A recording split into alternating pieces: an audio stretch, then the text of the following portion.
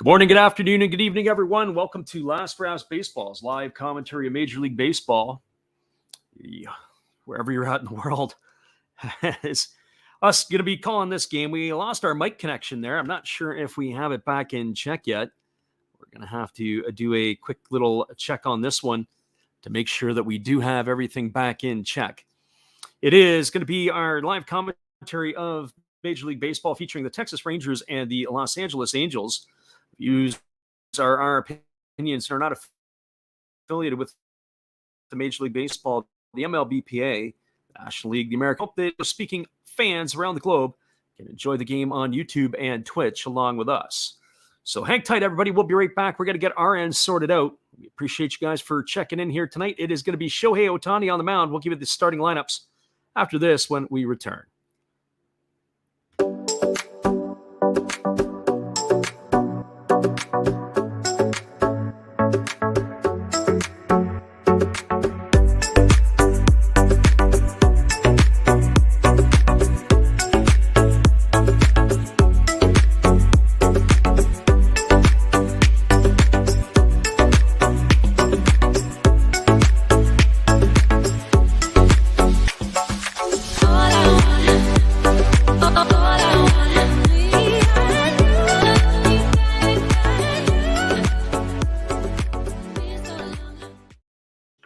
Welcome back, everybody. We had a couple of technical difficulties, but we are back up and ready to go, and we're going to give you the starting lineups first for the visitors from Texas. They're going to be leading off and playing second base wearing number 2 is Marcus Semien. Batting second and playing shortstop wearing number 5 is Corey Seager. Hitting third and doing the catching wearing number 28 is Jonah Heim. In the cleanup spot and wearing number 30 is Nathaniel Lowe. In the designated hitter batting fifth is number 53, Adolis Garcia. Batting sixth and in center field wearing number 3 is Leody Taveras. Batting seventh in right field wearing number 56 is Cole Calhoun. Hitting eighth and playing third base wearing number 70 is Ezekiel Duran. And batting ninth and in left field wearing number 47 is Josh Smith. And they're going to be facing the ace of the Angels staff in Shohei Ohtani. Ohtani takes to the hill with a 9-5 record. He's got 93 in the third innings pitched. He's allowed 70 hits, 30 runs, 29 which have been earned. He has walked 23 and struck out 134. He's pitched to an ERA of 2.80. And so that is the lineup for the Texas Rangers. We'll give you the lineup for the Los Angeles Angels when they come to the bat just before their bottom of the first inning, as we are ready to get this one underway. So it'll be Semien, Seager, and Heim to face the right-hander Ohtani. It is a beautiful day in Los Angeles. The temperature is 77 degrees at game time. It is mostly clear skies. There is some light cloud in the area. The umpires for this one here will be Ron Kulpa behind home plate. It'll be Carlos Torres working first base. Chris Conroy is the second base umpire, and the third base umpire is Edwin Moscazo.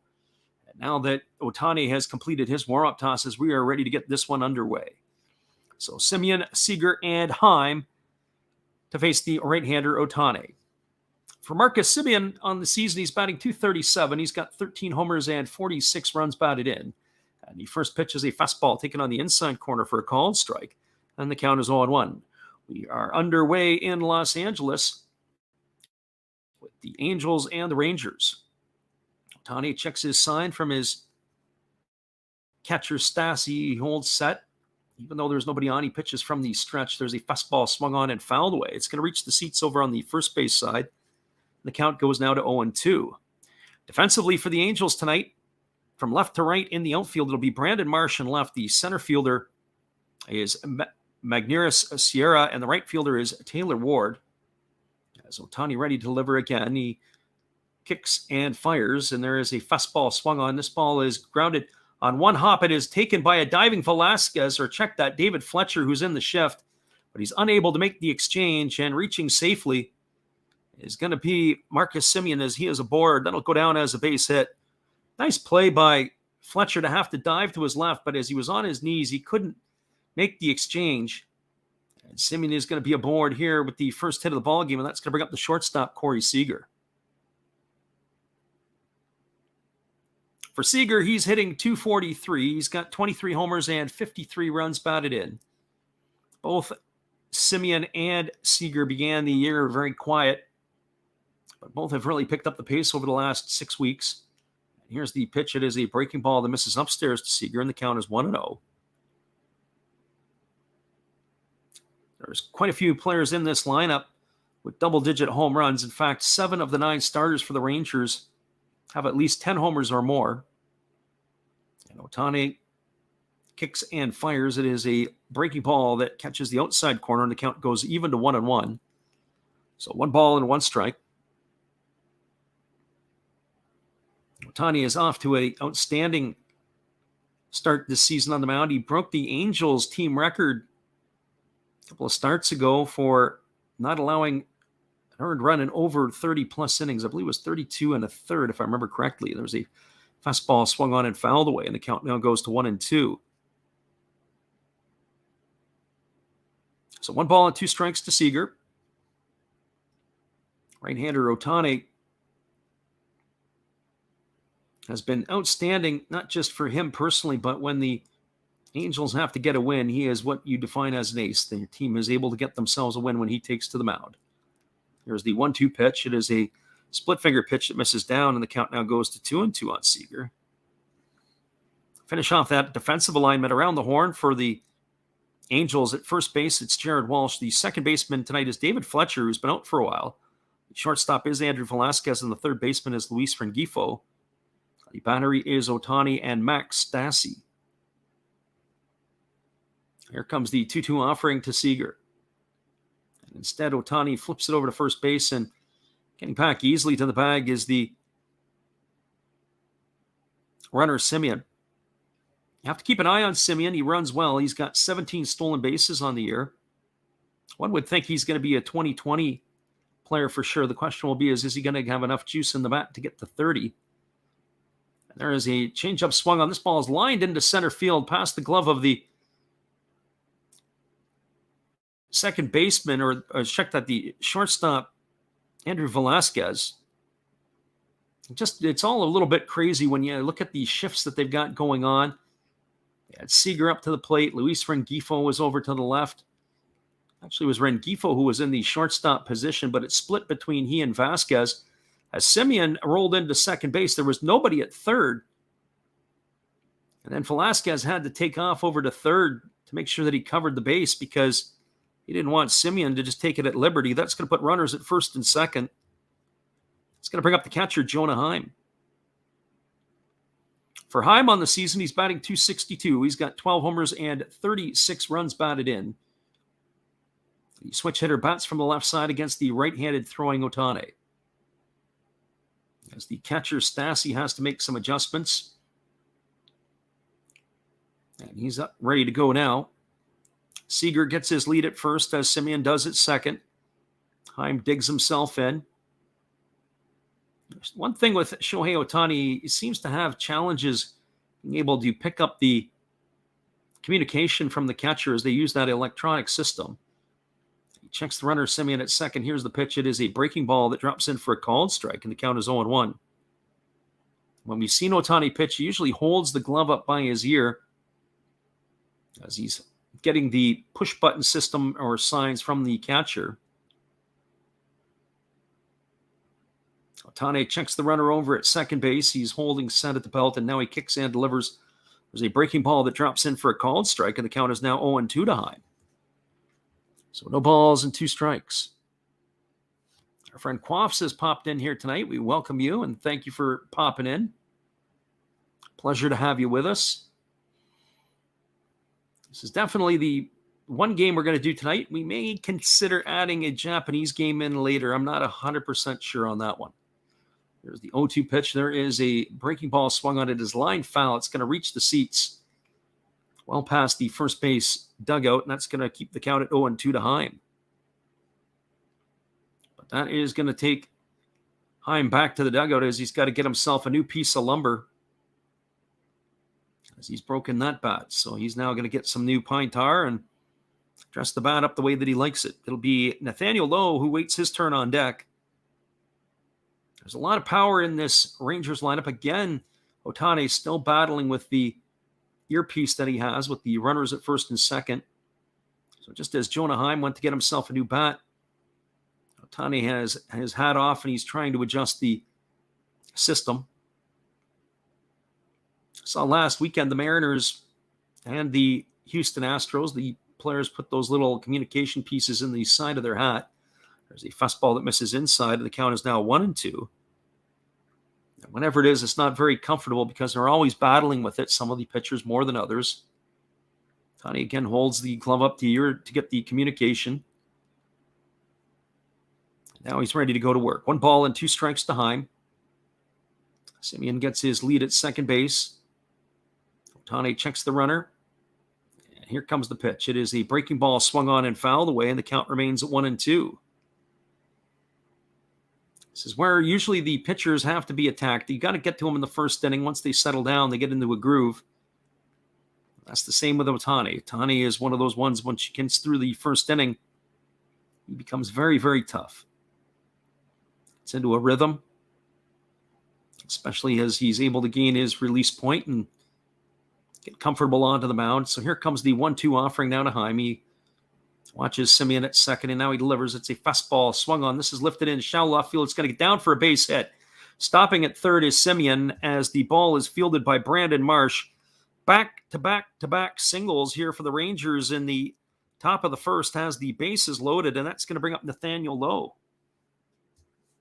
So just like that, the Rangers are threatening here with 3 aboard and nobody out. And you can just see that Ohtani is not comfortable on the mound. He keeps pawing and playing with that communication piece that he sticks in his hat. So Lowe steps up to the plate.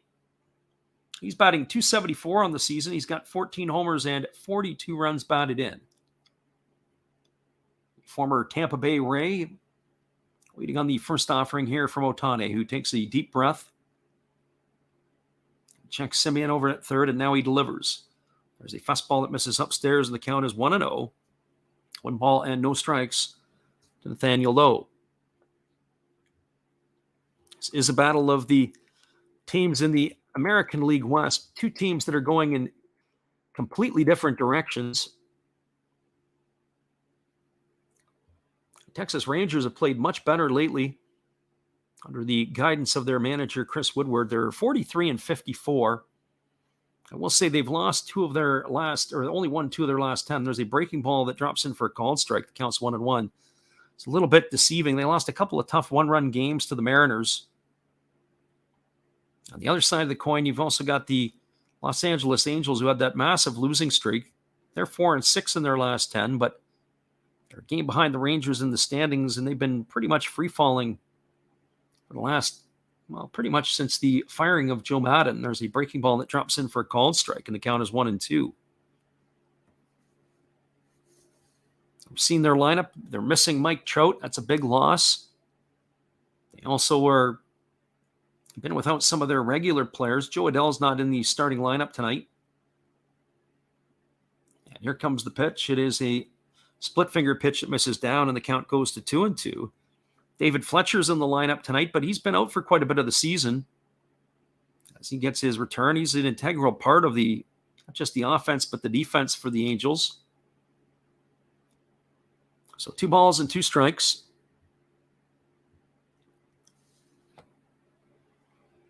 Stassi had to throw his body in front of that last pitch. It was a decent block by the catcher. Really no harm, kept it in front. So 2 balls and 2 strikes to Lowe. Again, Ohtani struggling with the earpiece. And now he gets the sign that he likes. And here he's ready to go back to work. And he kicks and he fires. It is a fastball swung on and missed. And Lowe is gone on strikes for the first out of the inning. And that is going to bring up the designated hitter, Adolis Garcia. For Garcia, he is batting .252 on the season. He's got 18 homers and 61 runs batted in. Garcia, we saw the game the other night when they were in Seattle. He was able to flash a plus arm from right field. Although Eugenio Suarez was able to score, he really was able to show what he could do. Here comes the first offering. It's a breaking ball that sends Garcia to the dirt for ball 1. The count is 1-0. It was 87 miles an hour that he rode up and in. So 1 ball and no strikes to Garcia. Garcia was originally a signing of the St. Louis Cardinals. He found his way to the Texas Rangers. I think the Cardinals might want a do-over of a couple of players that they let go. Randy Arozarena was one. And so too was Garcia. There's a breaking ball that is swung on and missed, and the count is now 1-1. He was actually purchased by the Cardinals, by the Rangers in December of 2019. So no player went the other way. They just sent them undisclosed amount of money, and Garcia's there, and he's been in the Texas lineup for the last couple of seasons. And there's a breaking ball that misses outside, and the count is now 2-1. Garcia is originally from Ciego de Avila in Cuba. He's 29 years old. This is his parts of 4 seasons in the big leagues. Last year was his first full year. He finished 4th in Rookie of the Year balloting. There's a breaking ball swung on and missed, and the count goes even to 2-2. He was an all-star for the Rangers last year. Stole 16 bases. I would think this year he's got an outside shot. Well, he's definitely probably going to be definitely be a 2020 player. The other thing that is also interesting to note about Garcia is he's really cut down his strikeout rate this year. There's a breaking ball that swung on and missed. As we get those words out of our mouth, he is retired on strike, 2nd out of the inning. It's going to lead all up to the center fielder, Leody Taveras. Our friend Quaffs asks, he says, the bases are loaded, right? And yes, they are. Bases are full of Rangers. It was back-to-back-to-back singles by Simeon, Seager, and Heim to begin the inning. But now back-to-back strikeouts to Lowe and to Garcia. Now the Rangers in a bit of a predicament. And the hobbyist is in the house, and here comes the pitch. It is a breaking ball that drops in for a called strike, and the count is 0-1. That's because, Chris, when we do the games, we're hoping to put you to sleep. But more than likely, we may be back on the airwaves again later. We're contemplating doing a Japanese game tonight. So Taveras, batting .342 on the season. He's got 3 homers and 18 RBIs. Bats with 2 gone here, and the bases loaded in the top of the 1st inning. He waggles the bat. As Ohtani holds at the belt. And here he kicks and delivers. It is a breaking ball swung on and fouled away, and the count now goes to 0-2. Ohtani's already thrown 26 pitches in the inning. He's really relied heavily on his breaking ball, specifically the slider more than anything else. He does throw a split finger pitch, a fastball, and doesn't throw so much of a changeup. So no balls and 2 strikes to Taveras.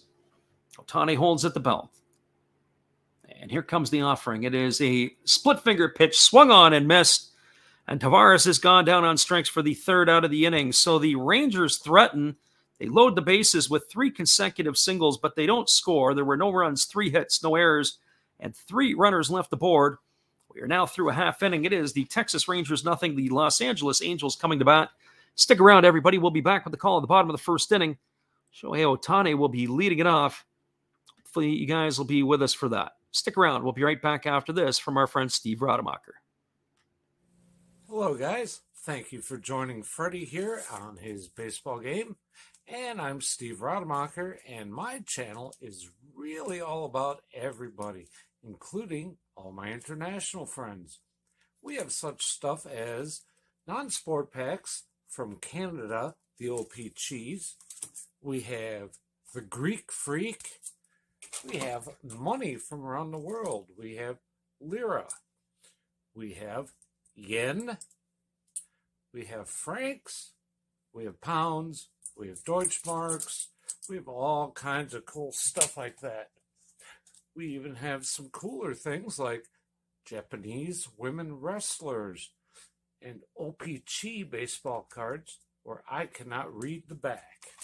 We even have unopened material like the royal family, I know it's backwards, from London, England. Thank you for watching. Back to Freddie. Appreciate you there, Steve, and your support of our channel. And in turn, we support Steve Rademacher after the game. Be sure to go check him out for all your baseball entertaining needs. It is a 1-0, or is a bottom of the first inning. It's a 0-0 ball game between the Angels and the Rangers. It'll be Shohei Ohtani coming to bat. We'll be back in 30 seconds after this from our friend Dave. Hey everybody, thanks for checking out the game and Last Raps Baseball. This is Dave, Zero Thought Sports Cards. If you like pack openings, baseball, all that good stuff, check us out. Drop a comment on our channel this month to win a mystery pack of cards. All you gotta do is say Last Rap sent you to be entered. And we'll drop a video later on this month announcing the winner. Enjoy the game. Welcome back, everybody. It is going to be the top of the order coming up for the Angels here in their half of the first inning. It'll be Shohei Ohtani, Taylor Ward, and Luis Rengifo. Our friend Looney says, Ohtani, what a god. Just had a rusty start, and let's go Angels. Well, we're going to find out what they can do here. It is going to be Spencer Howard that is going to be starting the ball game here for the Rangers tonight.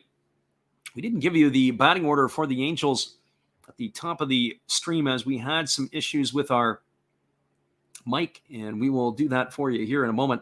The first pitch is a fastball swung on and fouled away by Ohtani. Ohtani leads it off. The right fielder Taylor Ward hits second. Luis Rengifo is hitting third. The cleanup hitter is Jared Walsh. The catcher is Max Stassi. He bats fifth. Batting sixth is Brandon Marsh. He's in left field. The center fielder is Magnarius Sierra. Batting eighth is the shortstop Andrew Velasquez, and batting ninth is the second baseman David Fletcher. And the pitch to Ohtani is a 94-mile-an-hour fastball swung on and fouled away. The count is now 0-2. Our friend the hobbyist says, good night, everybody. The robot is shutting down the house. Well, we appreciate you for stopping in there, Chris. And your support of our channel is always appreciated. So no balls and 2 strikes to Ohtani. Howard gets the sign from his catcher, Heim. He holds at the belt. And here comes the pitch. It is a breaking ball swung on. It is tapped softly over to first. And it is fielded neatly by Lowe. He tags the bag ahead of Ohtani. That's going to go down as a ground out to 3 for out number 1. That's going to bring up the right fielder, Taylor Ward. Our friend Quaff says he took the under in this game, so good to get that one out of the way. Yeah, the first inning is pretty tough. I will say this, that I'd be concerned on the under with Spencer Howard on the mound. He has had his difficulties this year, as Howard is the right-hander facing the Angels tonight. He's got the 1-2 record. He entered the game with 25 1/3 innings, allowing 33 hits, 21 runs, and 20 that were earned. Walking 12 and striking out 21. There's a fastball that misses outside to Ward, and the count is 1-0. I should ask our friend Quaffs what the under or what the over-under was in this game, or at least what you had put your money down on. There's the breaking ball that catches the inside corner, and the count now goes to 1-1 on Ward. Defensively for the Rangers tonight, from left field to right field, it is in left field Josh Smith. The center fielder is Lady Tavares, and Cole Calhoun is in right. Around the horn defensively at first base, it's Nathaniel Lowe. There's a breaking ball swung on. It is popped up. It's going to reach the seats behind home plate, and that's going to run the count to 1-2. The second baseman is Marcus Semien. The shortstop is Corey Seager, and at third base it's Ezekiel Duran. The battery is Howard and Jonah Heim.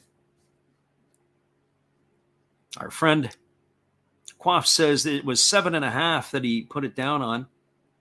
Caleb Copeland is in the house. He says, thanks for this, man. I was looking forward to watching on TV, and that didn't happen. Well, we're glad you're with us. So here comes the 1-2 pitch. There's a fastball swung on. This ball is lifted into shallow center field. Coming underneath it is Tavares. He's going to make the catch. And that is going to retire Ward for the second out of the inning. So 2 up and 2 away. And that's going to leave it all up to tonight's third baseman, Luis Rengifo. For Rengifo on the season, he's batting .263. He's got 5 homers and 18 runs batted in. He is a switch hitter. He'll be batting left-handed against the right-hander Spencer Howard.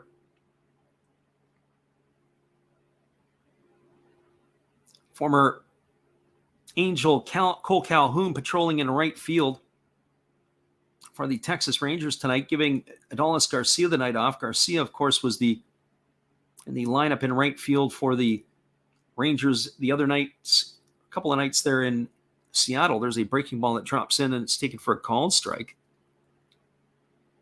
think, as far as I'm concerned, Calhoun will give up some range in the outfield position. As that right fielder, Garcia, can cover some ground. He's got a nice arm as well. As we mentioned before, he had an opportunity to throw out Suarez in the Monday game. There's a breaking ball that misses down, and the count is now 1-1. So 1 ball and 1 strike. Angels are a team where I'm kind of curious to see what they're going to do at the deadline. I don't really know if they've got a whole lot to sell. There's been rumors floating about that maybe Ohtani could be traded. I think that would be a fool move if you're an Angel fan. There's a fastball taken for a called strike, and the count is 1-2. Really, Ohtani and Trout are the 2 reasons to come to the yard in LA. One would have to think that their pitching staff would have been a little bit better with the addition of Noah Syndergaard and Patrick Sandoval and Reed Detmers. They would have been a little bit better this year, but so far not to be. And here comes the offering from Howard. It is a fastball swung on. It is grounded fair down the left field line. It's into the corner and fielding it with the backhand, but it gets away from Smith and it goes all the way to the wall. And he has a hard time digging it up. And Rengifo is going to get all the way around to third. We're going to have to see how they're going to score that. By my accounts, I would probably say a double and an error on the left fielder to advance Rengifo to third. They were in the shift. They had Rengifo played around. There was really nobody there. It was a clear, easy ball right down the left field line. The ball then hit off the wall, and it got by Smith. It was a double for sure. I'm pretty sure they're going to have to probably say that's going to be a double and an error, but we'll get the official scoring on that one in just a moment, as it is ruled. And actually, the hometown ruling is going to be a triple for Rengifo. So I'm not so sure about that one. That is certainly going to help his slugging percentage. And there's a first pitch fastball swung on and fouled away by Jared Walsh, and the count is 0-1. Our friend Quaff says he parlayed the Dodgers 2.5 with the Blue Jays money line as well. The Blue Jays just knocked off the Tigers. We just got that 5-3. So I'm not sure what you had on the Jays. It was 4-3 because Eric Haas had hit a sac fly to cut it into a 4-3 game. I didn't see how the Jays got that 5th run. Here's the pitch from Howard. It's a fastball that catches the inside corner, and the count is now 0-2 to Walsh. So no balls and 2 strikes. Spencer Howard has really struggled with the Texas Rangers over the last couple of years. He's improved on last year's numbers. That's not saying a whole lot as he entered the ball game tonight with an ERA north of 7. And here's the pitch. It is a breaking ball that misses inside, and the count is now 1-2.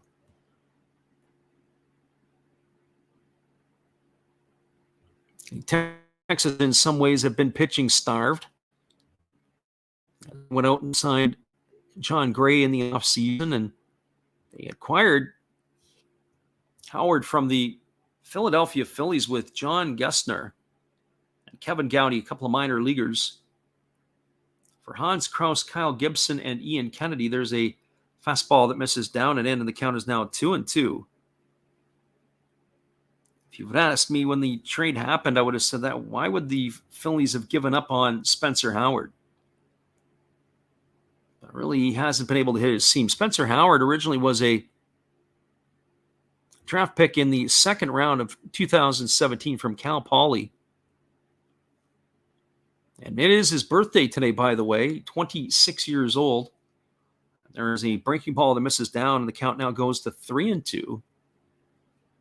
So happy birthday to you, Spencer Howard, on your 26th birthday. Got to do a double check on that one. So 3 balls and 2 strikes to Walsh.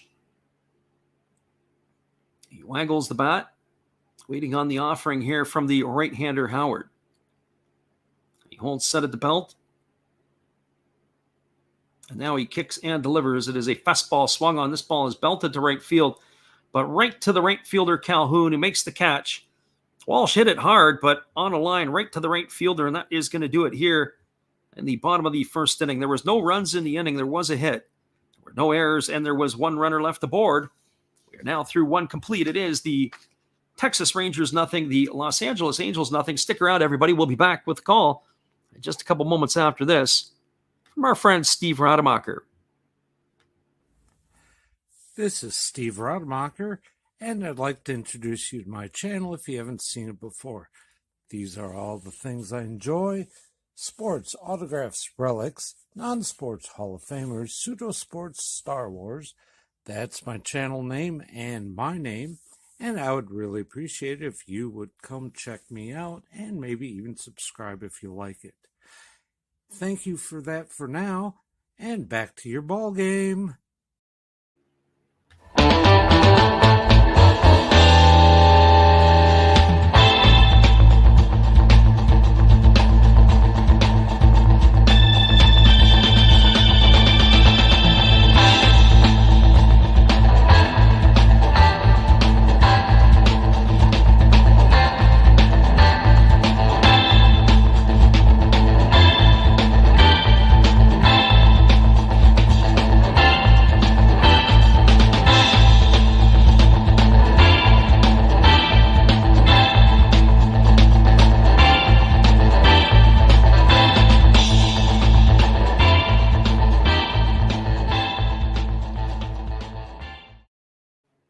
Welcome back, everybody. We are moving to the top of the second inning, and it is going to be the 7, 8, and 9 hitters in the Texas batting order. It'll be Cole Calhoun, Ezekiel Duran, and Josh Smith to get things going against Shohei Ohtani. Ohtani allowed 3 singles to start the ball game, and then he came back and struck out the next 3 hitters he faced as the Rangers squandered an opportunity to get to the star right-hander in the first inning. So that is going to bring Cole Calhoun to the plate, as it'll be Calhoun, Duran, and Smith to face the right-hander Ohtani here in the top of the second inning. For Calhoun on the season, he's batting .219. He's got 11 homers and 43 RBIs. And here's the first offering from Ohtani. It's a breaking ball that misses upstairs, and the count is 1-0.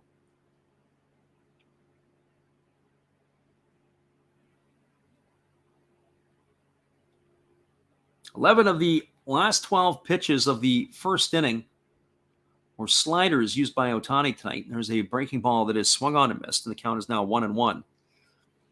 We were watching that Josiah Gray the other night against the Dodgers, and one of the things that came to mind there is I thought he was too slider happy. He was able to get through 5 innings. He was not economical with his pitches. He really struggled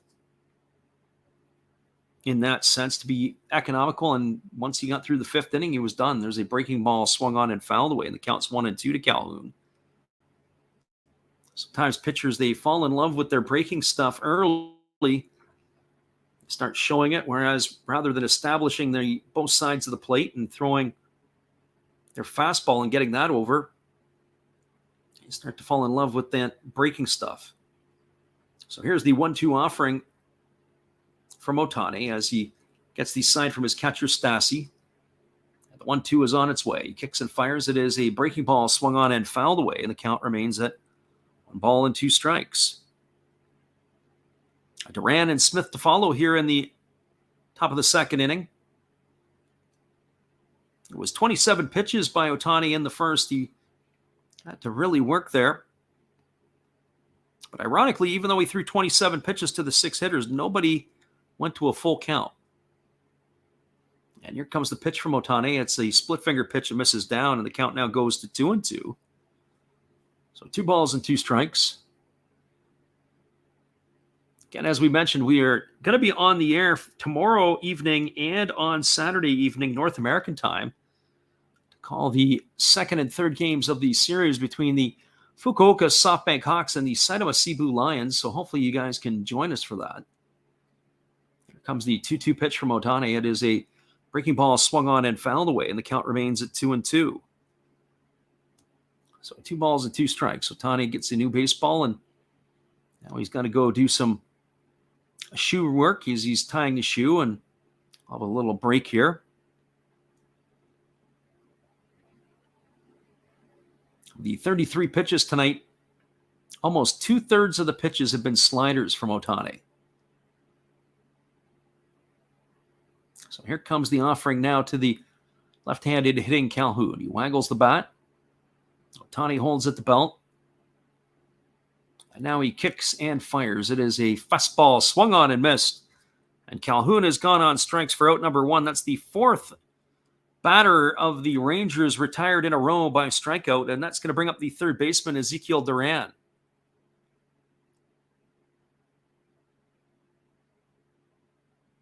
For Duran on the season, he's batting .262. He's got a couple of homers and 10 RBIs.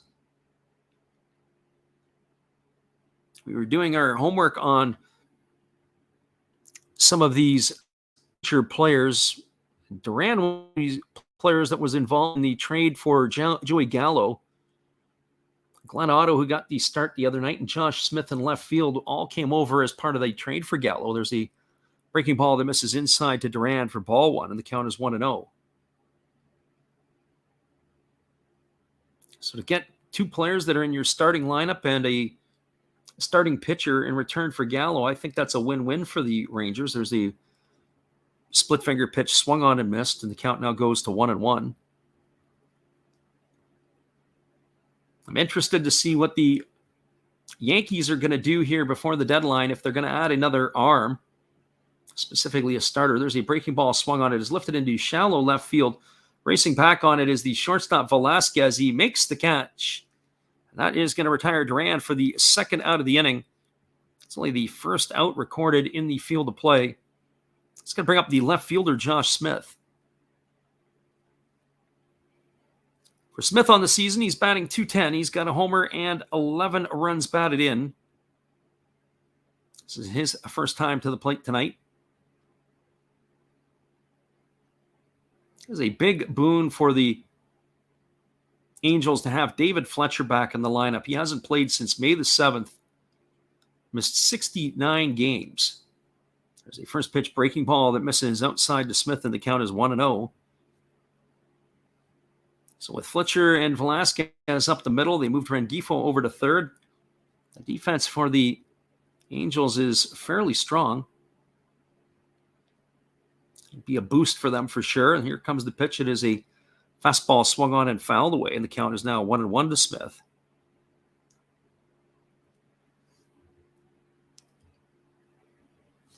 So 1 ball and 1 strike.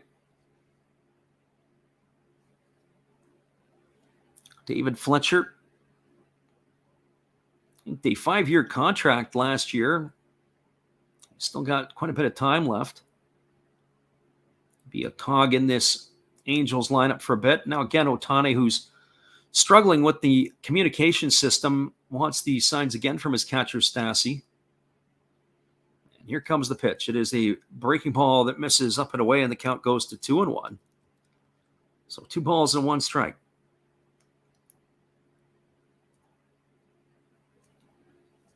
It'll be the top of the order, Marcus Semien, who waits his turn on deck should Josh Smith find a way to get on base here. And here comes the 2-1. He squares the bunt, and it is bunted foul down the third base line. The third baseman, Rengifo, was over into the 6 hole. It was the right idea by Smith, but just couldn't keep it fair, and that's going to run the count now to 2-2. One of the players on the West Coast that we've seen do it a few times this year has been Brandon Belt. Very successful. Even with 2 strikes, he'll drop it down the third baseline. And of course, Belt is not as fleet of foot as he used to be. Not that he really ever was. There's a breaking ball that misses outside. The count's now 3-2 to Smith. It's the first time tonight that the count has gone full on a Texas hitter.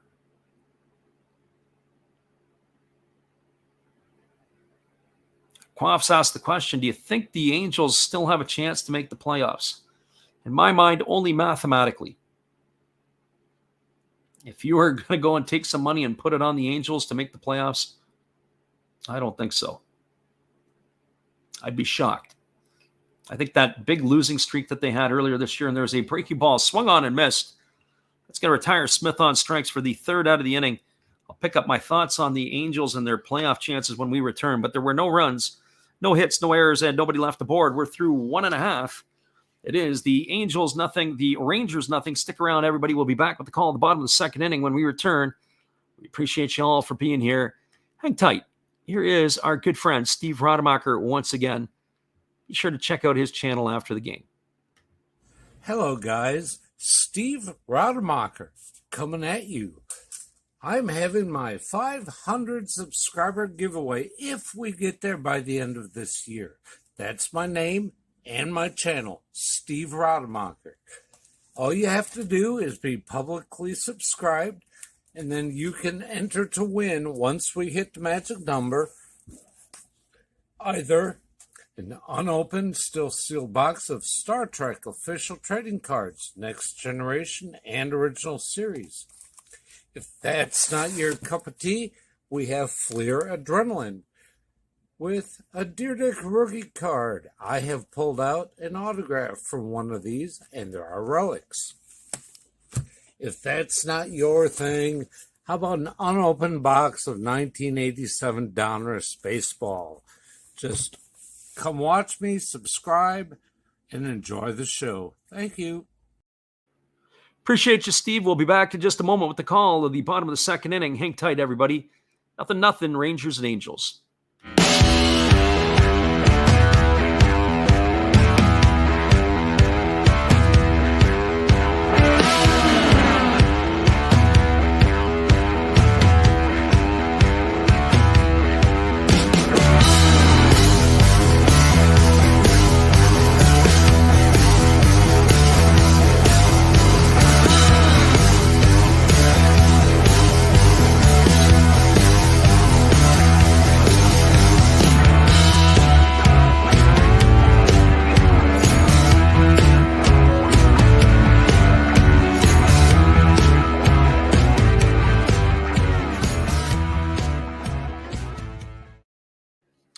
Welcome back, everybody. It is going to be the 5, 6, and 7 hitters in the order. It'll be Max Stassi, Brandon Marsh, and Magnarius Sierra to face the right-hander Spencer Howard. And the first pitch delivered to Stassi was a breaking ball taken for a called strike, and the count is 0-1. Stassi on the season batting .212. He's got 6 homers to go with 20 runs batted in as he takes a breaking ball inside, and the count's 1-1. Our friend Quaffs asked the question in the last half inning, and he said, I think the Angels still have the chance to make the playoffs. Yeah, mathematically they do. But that huge losing streak that they had, and really the inconsistency of Mike Trout being in and out of the lineup has really hurt this club. And there is a fastball ticket for a called strike, and the count is 1-2. When I look at the Angels and I say, who are guys that would strike fear into you got to tip your hat to Taylor Ward. He's had an outstanding year this year. Jared Walsh has been okay. And also, too, has been, some of the other players like Max Stassi. But when you look at the bottom part of the order, there's a ground ball hit over to the third. Duran fields it. He fires over to first. That's going to retire Stassi on a ground out 5-3 for out number 1. So 1 up and 1 away, and that's going to bring up Brandon Marsh. But when I look at Marsh hitting .223, Joe Adell really hasn't put it together yet. As I said, Velasquez has a great glove, but absolutely no bat. And they've just got too many weaknesses in their lineup. They seem to be top-heavy with their stars of Trout and Ohtani, a couple other players who are playing steady, and then there's just a lot of mishmash. Our friend Caleb says Ohtani's going for a Tiger 10-plus strikeout game for his 8th straight game. Yeah, he's pretty impressive every time he takes to the hill. There's a fastball ticket for a called strike, and the count is now 0-1 on Marsh. Marsh on the season batting .223 with 8 homers and 37 runs batted in. He gets the nod tonight in left field as Howard holds at the belt. Even though there's nobody on, he pitches from the stretch. There's a breaking ball swung on and missed, and the count now goes to 0-2. When you look at certain batting orders, if I had to take my choice, I really do like the way that Texas is putting that offense together over there. I say that from a neutral perspective, not that I'm cheering for the Rangers or the Angels one way or the other tonight. There's a fastball swung on and fouled away. Hopefully cheering for a good baseball game all the way through. And Spencer Howard is so far playing his part and doing that here in the second inning. He's been able to keep the Angels bats in check. Only the triple by Luis Rengifo, and I say triple loosely, it was a home field triple. I thought it would be a double and an error by the left fielder. There's the 0-2 pitch. There's a breaking ball swung on. It's grounded foul down the first base line. Be fielded by the ball boy. He's going to keep the count at 0-2. So no balls and 2 strikes to Marsh.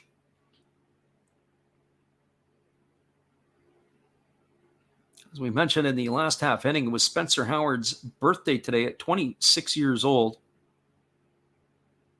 There's been 7 other times in Ranger history that on the birthday, the pitchers have got a victory.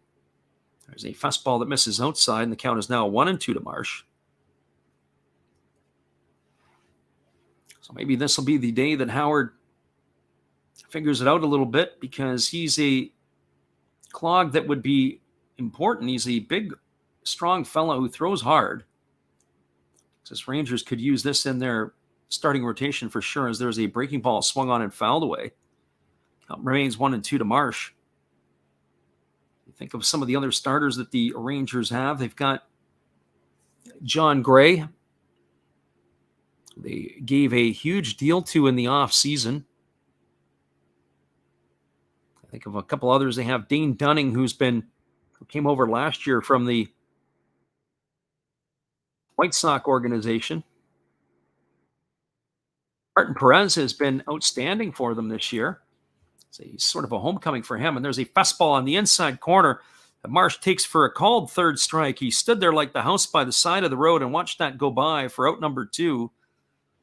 As he is retired here in the second inning, and that's going to bring up the center fielder, Magneuris Sierra. For Sierra on the season, he's batting .250. He's got no homers and no RBIs. He gets the center field. The former Miami Marlin and St. Louis Cardinal, appearing in his 4th game here for the Angels, as he takes a fastball at the knees for a called strike, and the count is 0-1. Last year with the Marlins, he hit .230. He doesn't have any homers in his career. He does, however, have 25 stolen bases. He can run a little bit. There's a breaking ball that misses up and away, and the count is 1-1. So this is the part of the Angels' order that you can get into that doesn't swing the bat particularly well. Sierra, of course, historically a .240 hitter. Got Velasquez below the Mendoza line. David Fletcher hasn't swung a bat in almost 3 months. There's a breaking ball swung on and missed, and the count is now 1-2. So Spencer Howard would have to effectively be able to get these hitters in the bottom part of the order. So then when he gets to the top part of the order, he's got nobody on base for them to hit, especially with Shohei Ohtani stepping to the plate in the leadoff spot. There's a fastball that misses outside, and the count is now 2-2. Kind of curious about the thought process to put Ohtani in the leadoff spot. You would think that he would be a greater run producer, a little bit lower in the batting order, anywhere maybe hitting behind Trout, maybe even hitting in the 2 spot, at least with somebody getting on base in front of you. But maybe the Angels just don't really have a true leadoff hitter that they could trust there on a day in and day out basis. I mean, there's no doubt Ohtani sets the table, but I would have to think he would try and be more valuable driving people in. So 2 balls and 2 strikes. Howard holds at the belt as he pitches from the stretch with nobody on. There's a breaking ball swung on. This ball is lifted into shallow right field. Coming in on it is Calhoun. He's got room. He makes the catch. And that is going to do it here for the Angels in their half of the second inning. So they go quietly. There were no runs, no hits, no errors. Nobody left the board. We are now through 2 complete innings. It's the Texas Rangers nothing, the Texas Rangers nothing, the Los Angeles Angels nothing. Hang tight, everybody. We'll be back in just a couple moments after this from our friend Steve Rademacher. Hello, kids. Steve coming at you. It's Steve Rademacher. And if you like interesting stuff, if you like to laugh a little bit, and if you enjoy collecting, this channel's for you.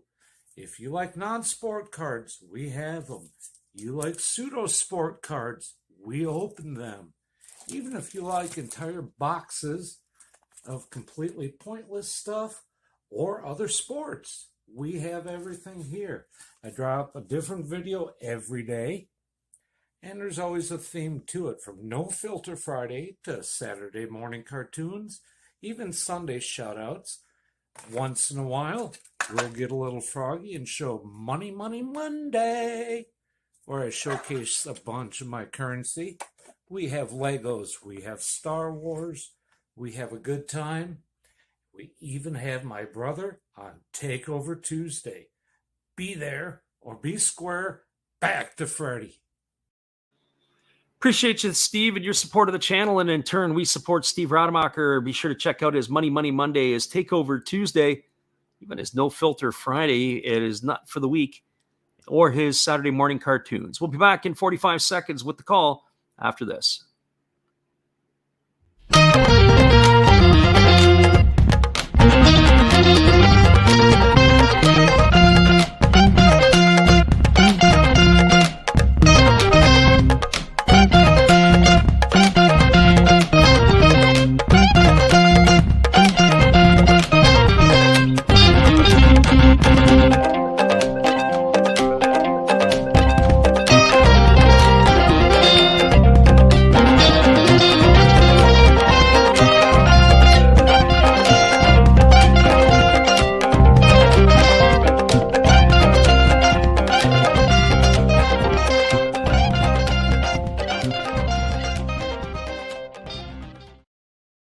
Welcome back, everybody. We are back underway here in the top of the third inning, and the first pitch was a breaking ball delivered to Marcus Semien for ball one, and the count is 1-0 from Shohei Ohtani. And the pitch is another breaking ball that misses down and away, and the count goes 2-0. Semien, Seager, and Heim here in the top of the third, as all three of the hitters have the 3 hits for Texas tonight. Semien is 1 for 1. He's raised his season average up to 238. As Ohtani checks the side from his catcher, Stassi. Now he kicks and fires. It is a fastball at the knees taken for a called strike, and the count is now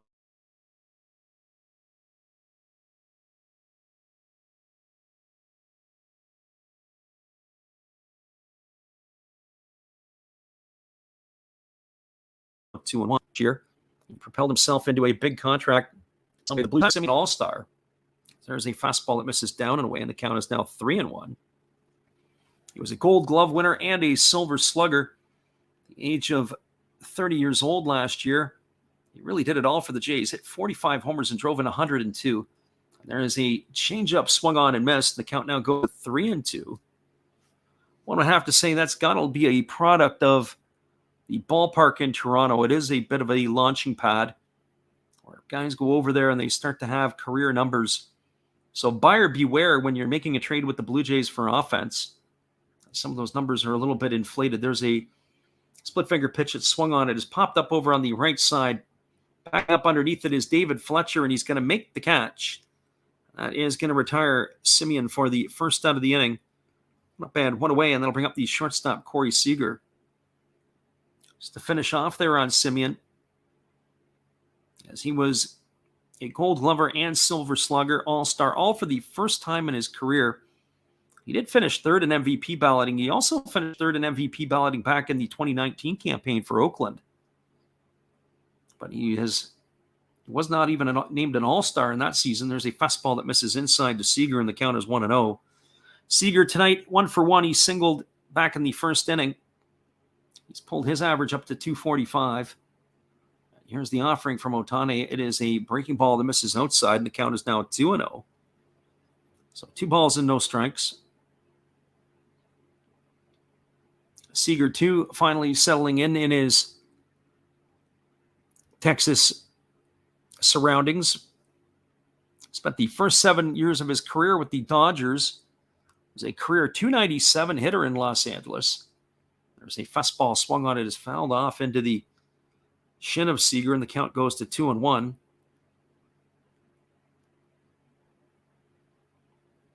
Seager was a All-Star this season. It was the first time that he's been named an All-Star since the 2017 season. He was a 2-time All-Star for the Dodgers. As Ohtani holds at the belt, and now he kicks and fires. It is a breaking ball swung on. It is lined into right field. It's going to get down for a base hit in front of the right fielder, Taylor Ward. That's going to be the second hit of the ball game for Seager as he's aboard.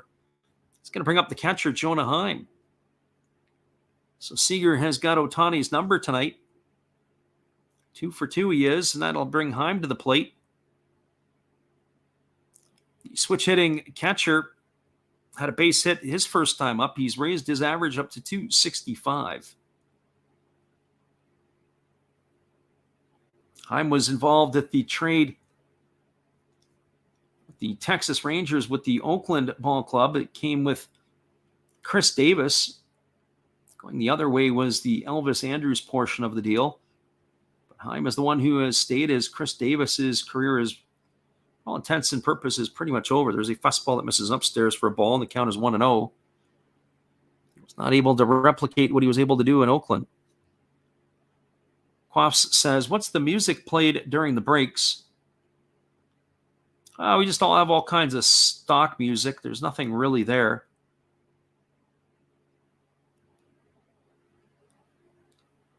There is a fastball swung on. It is hit right to the first baseman.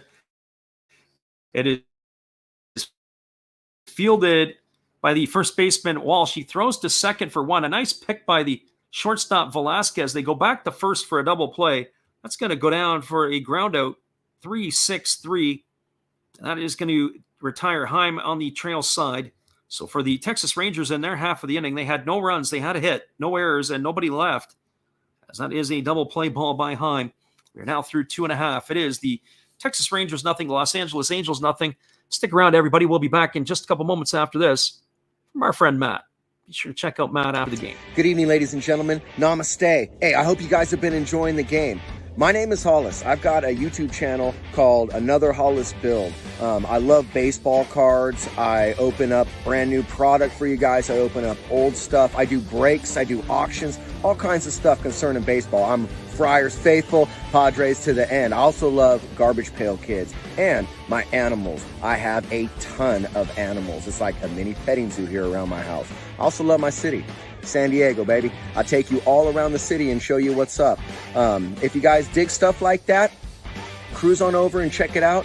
It's Another Hollis Build. If you dig it, subscribe. I'd really appreciate to have more follow me along on the journey. Hey, either way, you guys have a wonderful day or a beautiful, beautiful evening. No matter which one it is, make sure that you make it great, my friends.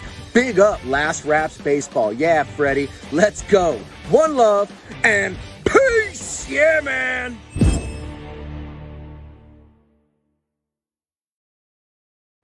Appreciate you there, Matt. We have an innings break. We're going to the bottom of the third. We'll be back in just a moment after this. Did you know about David Fletcher?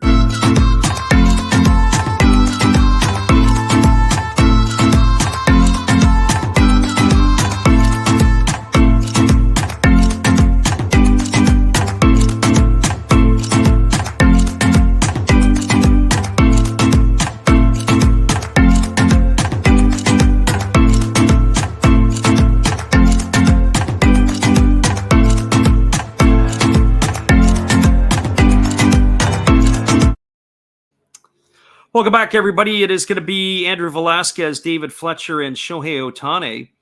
That hitting streak, by the way, by Fletcher was last year, where he had the 26 games at that point in time. And here comes the first offering now to Velasquez. He squares to bunt, takes a fastball off the outside corner for ball one, and the count is 1-0. We've got Steve Rademacher in the house tonight. We appreciate you for being here, Steve, and checking in. Velasquez batting 176 on the season with 5 homers and 21 RBIs. We're looking at a defensive WAR, and he is one of those guys who has it. There's a fastball that just misses down, and the count is 2-0. When you look at wins above replacement, he is one of the leaders in defense. Not sure what he was doing there. He squared the bunt, and he was starting to walk towards the pitcher. It really wasn't much of a slash. Here's the 2-0 pitch. There's a fastball that misses upstairs, and the count is now 3-0 to Velasquez. This is the part of the batting order where you really want to take care of business,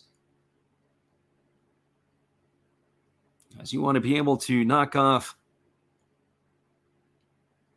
Velasquez here. And here's the pitch. It's a fastball right down the middle for a called strike, and the count is 3-1. Velasquez is definitely not a threat with the bat for the most part. He does have those 5 home runs, and he can wreak havoc on the base paths as he can get around the bags a little bit. But finding a way on has been a challenge for the Los Angeles shortstop. There's a fastball swung on. It is Popped up to left field.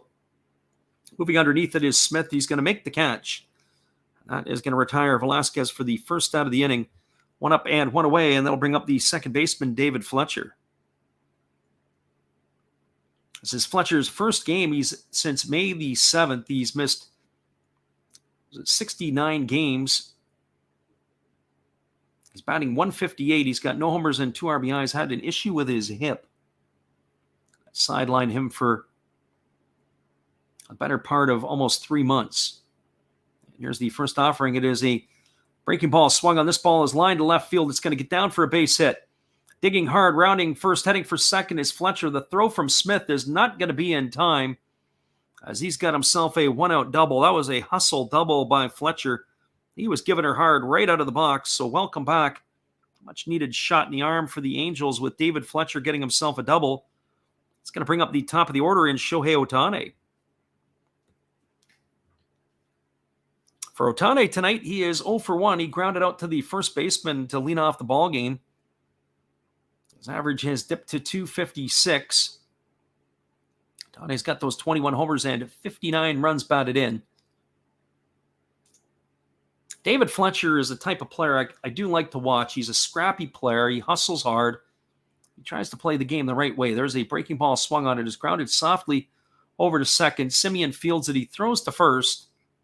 And Ohtani is going to be retired, but he is going to get himself a quality at bat as he advances Fletcher over to third. It's a ground out 4-3 for out number 2, and that leaves it up to the right fielder, Taylor Ward. For Taylor Ward, he is 0 for 1 tonight. He flew out to the center fielder his first time up. Ward is batting .282 on the season. He's got those 13 homers and 35 runs batted in. Ward has been a pleasant surprise in the lineup for the Angels. And here's the pitch from Howard. It is a breaking ball that drops in for a called strike, and the count is 0-1. So says the home plate umpire, Ron Kulpa. Taylor Ward was originally drafted out of high school by the Tampa Bay Rays in the 31st round.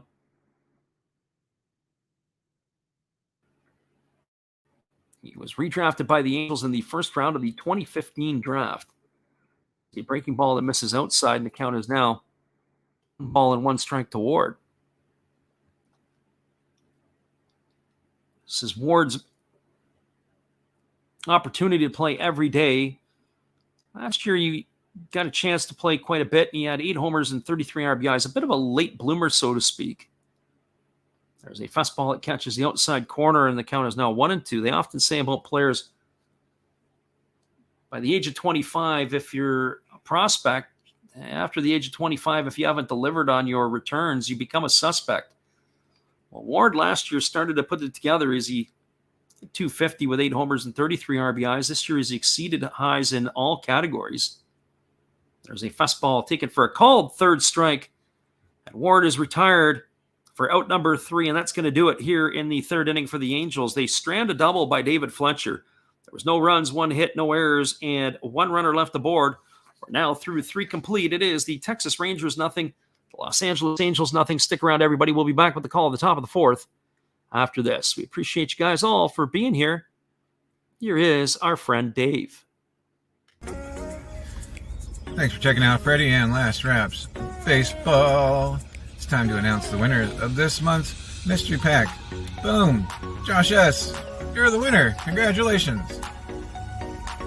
Enjoy the game, and remember to tell Steve Rademacher, pick a haircut. Back to the game.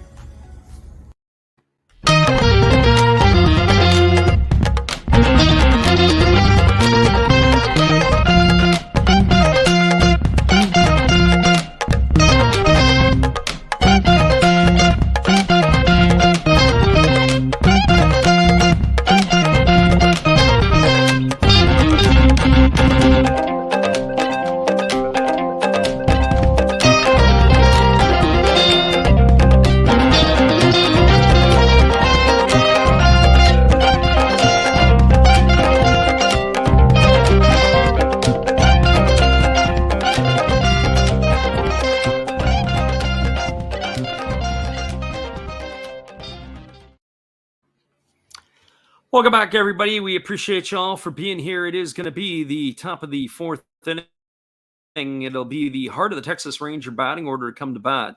It'll be Nathaniel Lowe, Adolis Garcia, and Leody Tavares. He faced the right-hander Shohei Ohtani. Ohtani has been pretty effective after those 3 consecutive singles he gave up in the first inning, as he has retired now 8 of the last 9 batters he's faced, and in fact, 9 in a row unconventionally, if you want to call it that way. The double play that ended the top of the third inning. Interesting statistic. We were talking about the amount of breaking balls that Ohtani has thrown tonight. 7 of his first 12 pitches have been breaking balls tonight. Only Nestor Cortez in Major League Baseball throws more on the first pitch. As there's a breaking ball that misses upstairs, and the count is 1-0 to Lowe. So one would not have expected, or at least I wouldn't have expected, that Ohtani would be pitching backwards to the Texas hitters tonight. So 1 ball and no strikes. And here's the offering from Ohtani. It is a fastball swung on and missed. Now the count goes to 1-1. Lowe hitting .273 on the season. He was struck out his first time up. He's got those 14 homers and 42 runs batted in. We appreciate Quaffs. He says he likes that music that we pump out there. There's a breaking ball swung on. This ball is belted to deep right center field. And this ball is going to be gone. A home run for Lowe. I had to wait and see on that one there, but it just cleared the fence, and that is going to break the ice here, as Lowe has opened up the scoring for the Texas Rangers with a solo shot to right center field. And they are on the board here, 1-0 in the top of the fourth inning. You can definitely see that. That was a breaking ball that kind of hung a little bit. Lowe was able to turn on. I didn't know if it had the legs or not. On top of it, where it went, it just was able to clear the fence. They've got that scoreboard out there in right field, and it's a little bit deceiving. The ball was good enough to clear the fence, and that is a 1-0 lead for the Rangers. There's a first pitch breaking ball delivered to Adolis Garcia. He takes that for a call and strike, and the count is 0-1. Garcia tonight is 0 for 1. He struck out his first time up. Holding up the belt is Ohtani, and he kicks and fires. It's a fastball at 97 that misses outside. The count is 1-1. Garcia, his first time up, had a breaking ball up around the eyeballs. 60 pitches tonight for Ohtani, and over 60% of them have been sliders. So there's a breaking ball swung on and fouled away, and the count goes to 1-2 on Garcia. As I said, it's something that I really didn't expect. I would have expected more fastball splitter out of the Japanese right-hander, but no such luck. I don't know if anybody caught it, but next year they're bringing back the World Baseball Classic. Excited for that one. There's a breaking ball swung on and missed. And Garcia goes down on strikes for the second time tonight. He's out for out number 1 here in the fourth. It's going to bring up Leody Tavares. Quaff says, do you have a link to the music you use? Actually, it's YouTube stock music. So when you get onto YouTube, and if you go over to the music page, I'll try to get you the name of the song as well. We just clip out the 45 seconds of it. There's a breaking ball that drops into Tavares for a called strike, and the count is 0-1. Tavares batting .339 on the season. And here comes the pitch from Ohtani. It's a split finger pitch swung on and missed, and now the count goes to 0-2. Tavares is finally giving the Rangers something to get excited about. There was a lot of hype around this young player, and we thought that he's maybe going to get a chance to play every day and be able to produce. And there's a split finger pitch swung on and missed. It's dropped by Stassi. He throws down to first base. That's going to go down as a strikeout, 2-3 on the putout for out number 2. That's going to bring up the right fielder, Cole Calhoun.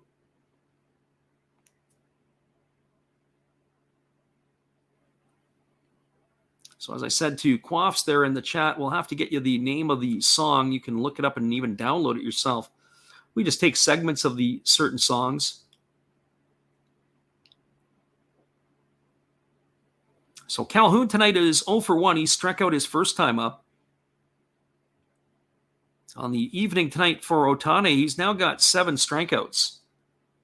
And here comes the first pitch. It's a 99-mile-an-hour fastball taken at the knees for a called strike, and the count is 0-1. That was pretty harsh because not only was it at the knees, it was on the inside corner. It's a really, really tough pitch to hit. So no balls and 1 strike to Cole Calhoun. And here's the pitch. It is a split finger pitch, swung on and missed, and now the count goes to 0-2. Calhoun, another one of the Ranger players with double-digit home runs on the season. We'll catch you up on the out-of-town scoreboard as there are some games that are now finals across Major League Baseball. There's a breaking ball that misses down, and the count is now 1-2 to Calhoun.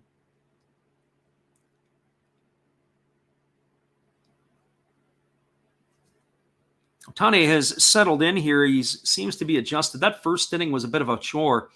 He was having a hard time getting the pitches, could hardly hear what the call was from that automated system.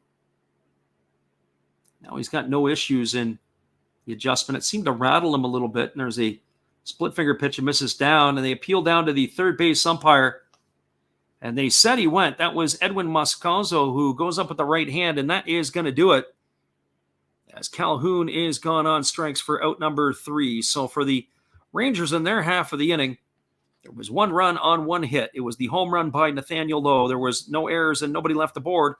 We're now moving to the bottom of the 4th. It is the Texas Rangers 1, the Los Angeles Angels nothing. Stick around, everybody. We'll be back with the call in just a couple moments after this from our friend Steve Rademacher.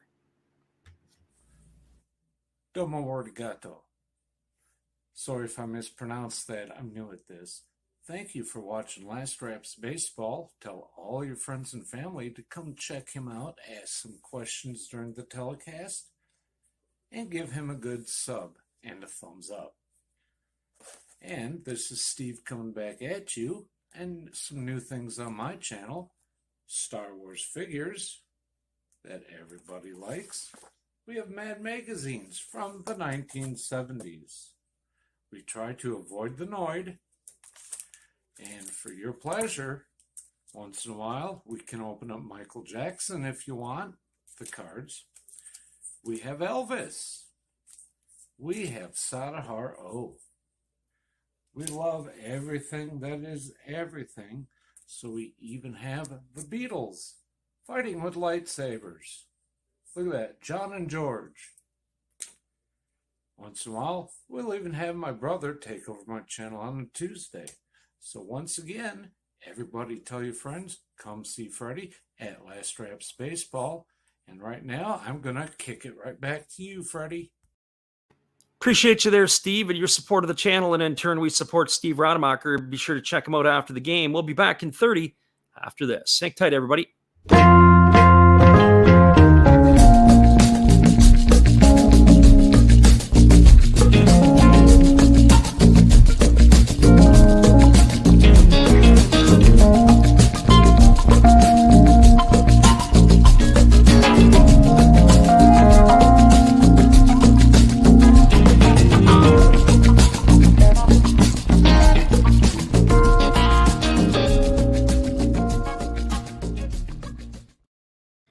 Welcome back, everybody. We got Mick in the house, and we appreciate you for being here as we get back to the ball game here.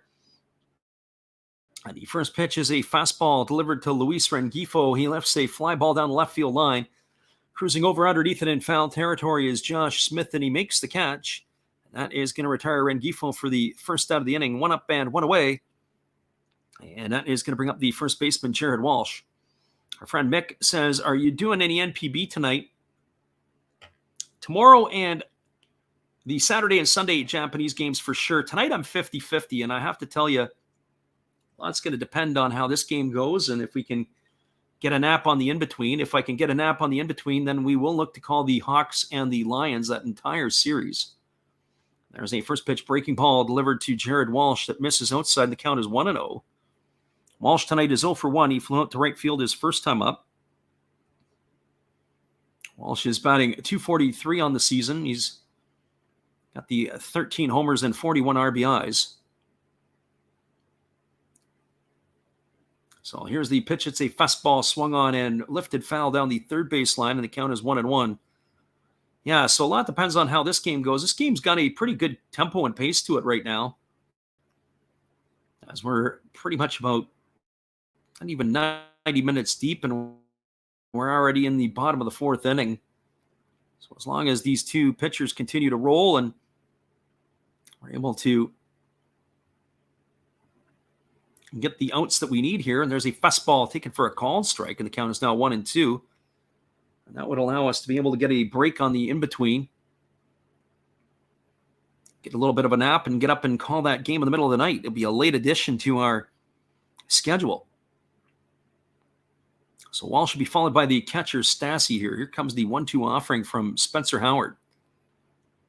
And he kicks and delivers, and it is a breaking ball that just misses outside, and the count now goes to 2-2.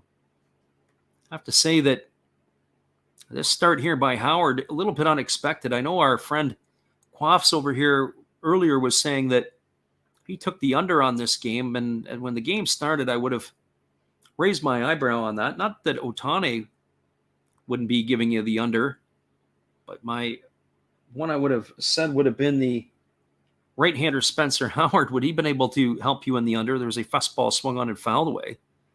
Count remains at 2-2.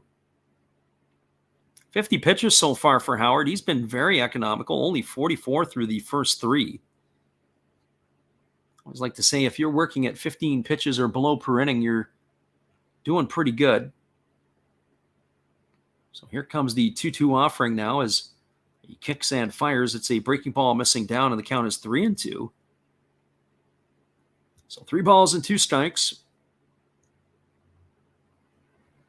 Angels looking to get back on the board here. It is a 1-0 lead for Texas. I haven't updated the ticker. We are in the bottom of the fourth inning, so we'll do that here in just a moment. Our friend Mick says the KBO tonight as well. There's a fastball swung on. It is tapped over the head of the pitcher. It is fielded by the shortstop, Seager. He throws to first, and that's going to retire Walsh on a ground out, 6-3 for out number 2. That's going to bring up the catcher, Max Stassi. Sometimes the breaks that we use are for us to be able to get to either to get a drink or get to the washroom, all those kind of things. Appreciate the little infomercials in between innings, as we have a 1-0 Texas lead here in the bottom of the fourth.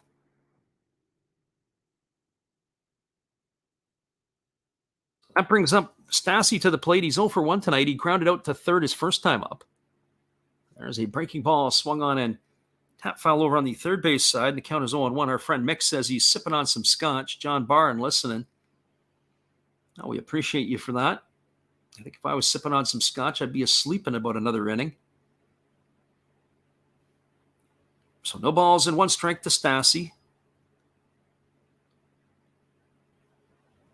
Maybe just staring at it across the aisle is going to put me to sleep anyway. There's a breaking ball that misses down, and the count is 1-1. 1 ball and 1 strike. There's not been a lot of traffic on the base paths tonight. Angels have only had 2 runners, the triple in the first by Rengifo and the double in the third by David Fletcher. And outside of that, it's been pretty quiet. There's a breaking ball swung on. It is lifted down the right field line, drifting over to the seats, and watching it sail in is the first baseman, Nathaniel Lowe. It's going to run the count to 1-2 now on Stassi.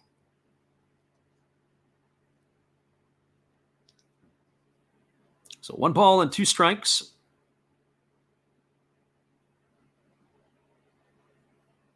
Friend Mick says might have to make a cup of coffee or some tea. If I was doing the coffee, we would probably be looking to get some sort of medium roast. And here comes the pitch. It is a fastball swung on. This ball's line down the right field line, and it's going to be trouble if it stays fair, but it bounds into the seats just foul And Stassi is going to have to come all the way back. That ball was slicing, and it was probably fouled by about 3 feet. Ends up trickling into the stands. That's going to keep the count at 1-2. Just needed to straighten that out a little bit, and he's going to have to walk over. It looks like he's going to need, is he going to need a new piece of lumber? Nope. Same one's going to work. So 1 ball and 2 strikes to Stassi.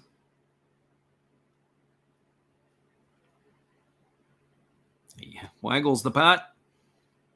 And now he's ready on the offering here from the right-hander Howard, who kicks and delivers. It's a breaking ball that misses down, and the count now goes to 2-2. So 2 balls and 2 strikes.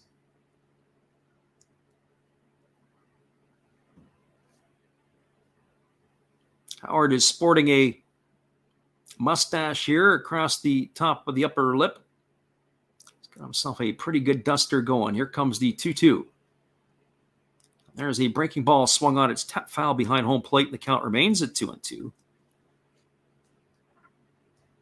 Our friend Quaffs asked the question earlier about the Angels making the playoffs and pitching, just not enough pitching. And I really don't like their offense. Defensively, they seem to be okay. I haven't done enough work on that, certainly with Trout in your lineup. And Velasquez, the shortstop, as I mentioned, he's up there in the top 10 in defensive WAR. Certainly not on the offensive side, that's for sure.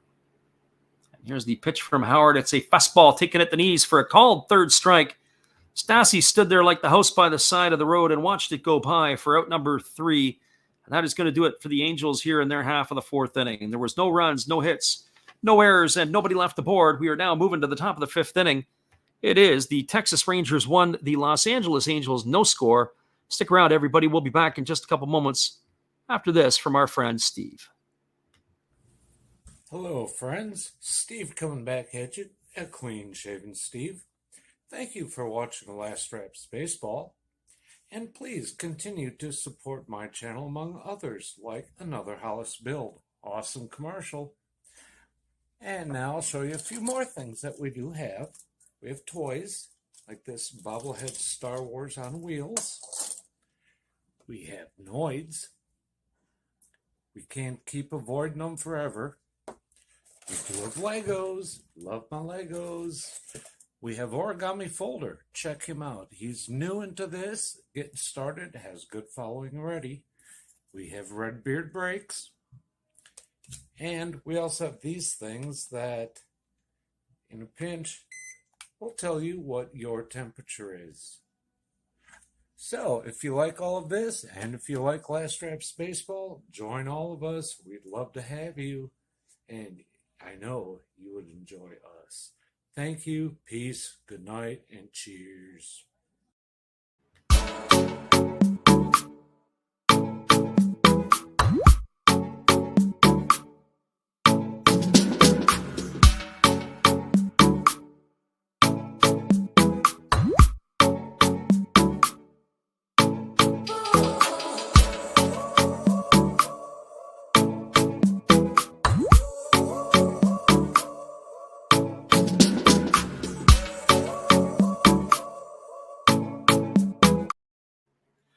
Welcome back, everybody. It is going to be the 8, 9, and 1 hitters in the batting order. That means Ezekiel Duran, Josh Smith, and Marcus Semien to come to bat to face Shohei Ohtani. It is Duran, who is 0 for 1 tonight. He popped to the shortstop his first time up. His average has slipped to 259. And so Ohtani ready to go back at it here. Ohtani has struck out the side in the 1st and the 4th innings. He delivers a first pitch, split finger pitch swung on and missed, and the count is 0-1. He's had a strikeout in every inning except for the 3rd. As Ohtani, he's got 8 in the ball game so far. And here comes the 0-1 offering. It's a fastball that just misses off the inside corner, and the count is now 1-1 to Duran. The pitch looked pretty good by Ohtani. I would say probably more so the way that Max Stassi received it, it almost looked like he handcuffed him. And there is a breaking ball swung on. It is popped up over on the right side of the infield. It's playable. Camping out underneath it is the first baseman, Walsh. He makes the catch. That is going to retire Duran for the first out of the inning. So 1 up and 1 away, and that'll bring up the left fielder, Josh Smith. For Smith on the evening, he is 0 for 1. He struck out his first time up. They really play a shift onto him. Last time up, Smith was the square to bunt down the third baseline. There would have been nobody there, a lot of real estate. I wonder if he'll try to do that again. Here comes the first pitch. It is swung on, and it's grounded through the 6-hole into left field past Velasquez. And that is going to be a base hit here for Smith, and that's going to bring up the top of the order and Marcus Semien. So you got to give Smith some credit. We saw him against the Mariners. The Mariners had 3 players to the right side of the infield, and to the point where they almost had a 4th. They had shifted him around. And then tonight, of course, with that base hit there trying to go the other way, and he was able to do it successfully, and he's aboard with a single with Semien coming to the plate. First pitch to Marcus Semien is a fastball swung on it. It's popped up in foul territory on the first base side. It's playable. And Max Stassi makes the catch, and that is going to retire Semien on 1 pitch. That makes it 2 away, and that's going to leave it all up to the shortstop, Corey Seager. So pretty economical here so far in this inning for Shohei Ohtani. He's only had to make 4 pitches. And that brings Seager to the plate, who is 2 for 2 tonight. Seager's singled in each of his 2 trips to the plate. He was erased in the double play back in the 3rd. I would have to think that Ohtani's probably got the 6th in him, and maybe even the 7th, depending upon how economical he can be. As he throws over to first base and getting back in time as the runner, Smith. You have to keep our eye on Smith. He's got a couple of stolen bases this year. See if they can try to get him in the scoring position for the bat of Seager to drive him home. The Rangers do like to run as a team, and there's a breaking ball swung on and fouled away, and the count is 0-1.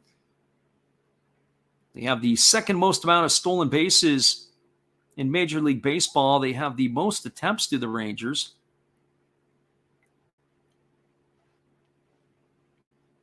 They have Seager played into a shift. Fletcher is in the rover position. Rengifo is where the shortstop would normally be, and even he is closer to the bag at second than one would expect. And here's the 0-1 pitch. It is a fastball swung on and fouled away, and the count is now 0-2. One would have to think that if Smith was in motion, he might just consider not even stopping and run right past the bag at second base, trying to go all the way around to third.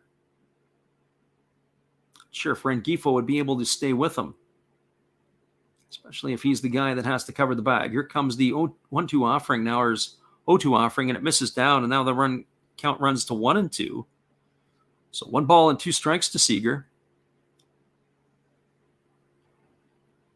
Ohtani has been much more efficient after that big first inning of work. 27 of his 77 pitches came in the first inning.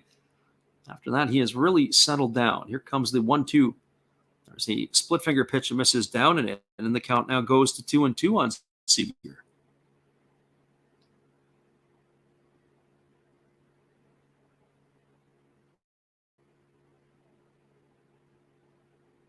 So here comes the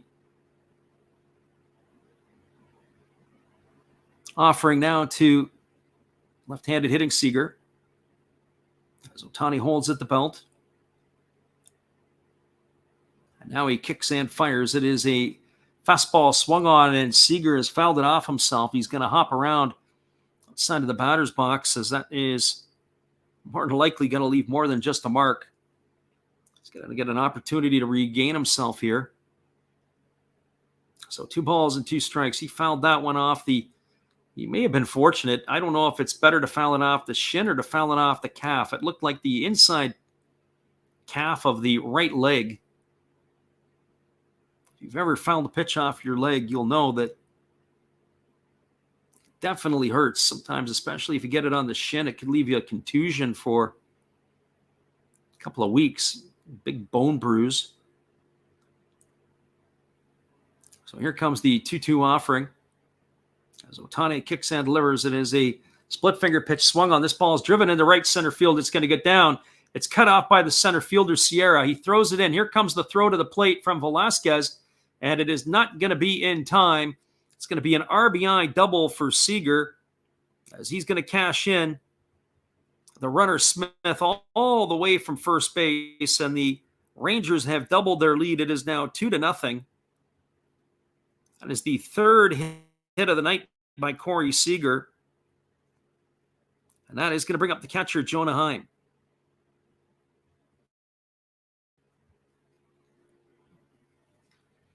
For Heim tonight, he is 1 for 2. He has singled and grounded into a double play. You got to tip your hat to Smith. He was really boogieing around the bases.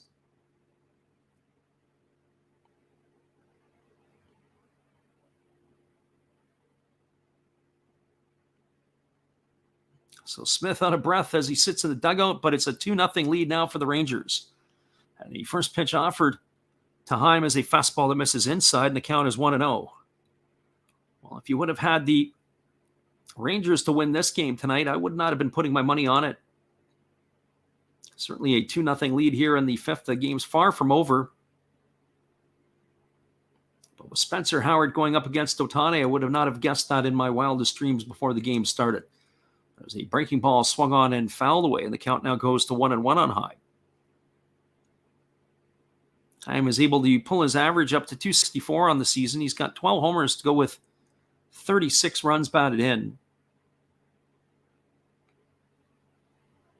Ohtani back to struggling with his earpiece again as he holds up the glove. It's been the first time since the first inning we've seen him where he's had his challenges with that earpiece. And here's the 1-1. It is a fastball swung on and it's fouled away right at the plate. Like Max Stassi may have been hit with that foul ball. It runs the count to 1-2 to Heim. Of course, Heim will have the love for his teammate. Our friend Quaff says he took the Rangers plus 1.5, but lost the Mariners plus 5.5 because of a wild pitch. I didn't see the Mariner game. I'm going to have to take a look at the out-of-town scoreboard. We said we were going to do that, and we'll probably cash that in at the end of this half inning here. Caught a few of the earlier scores in the day, but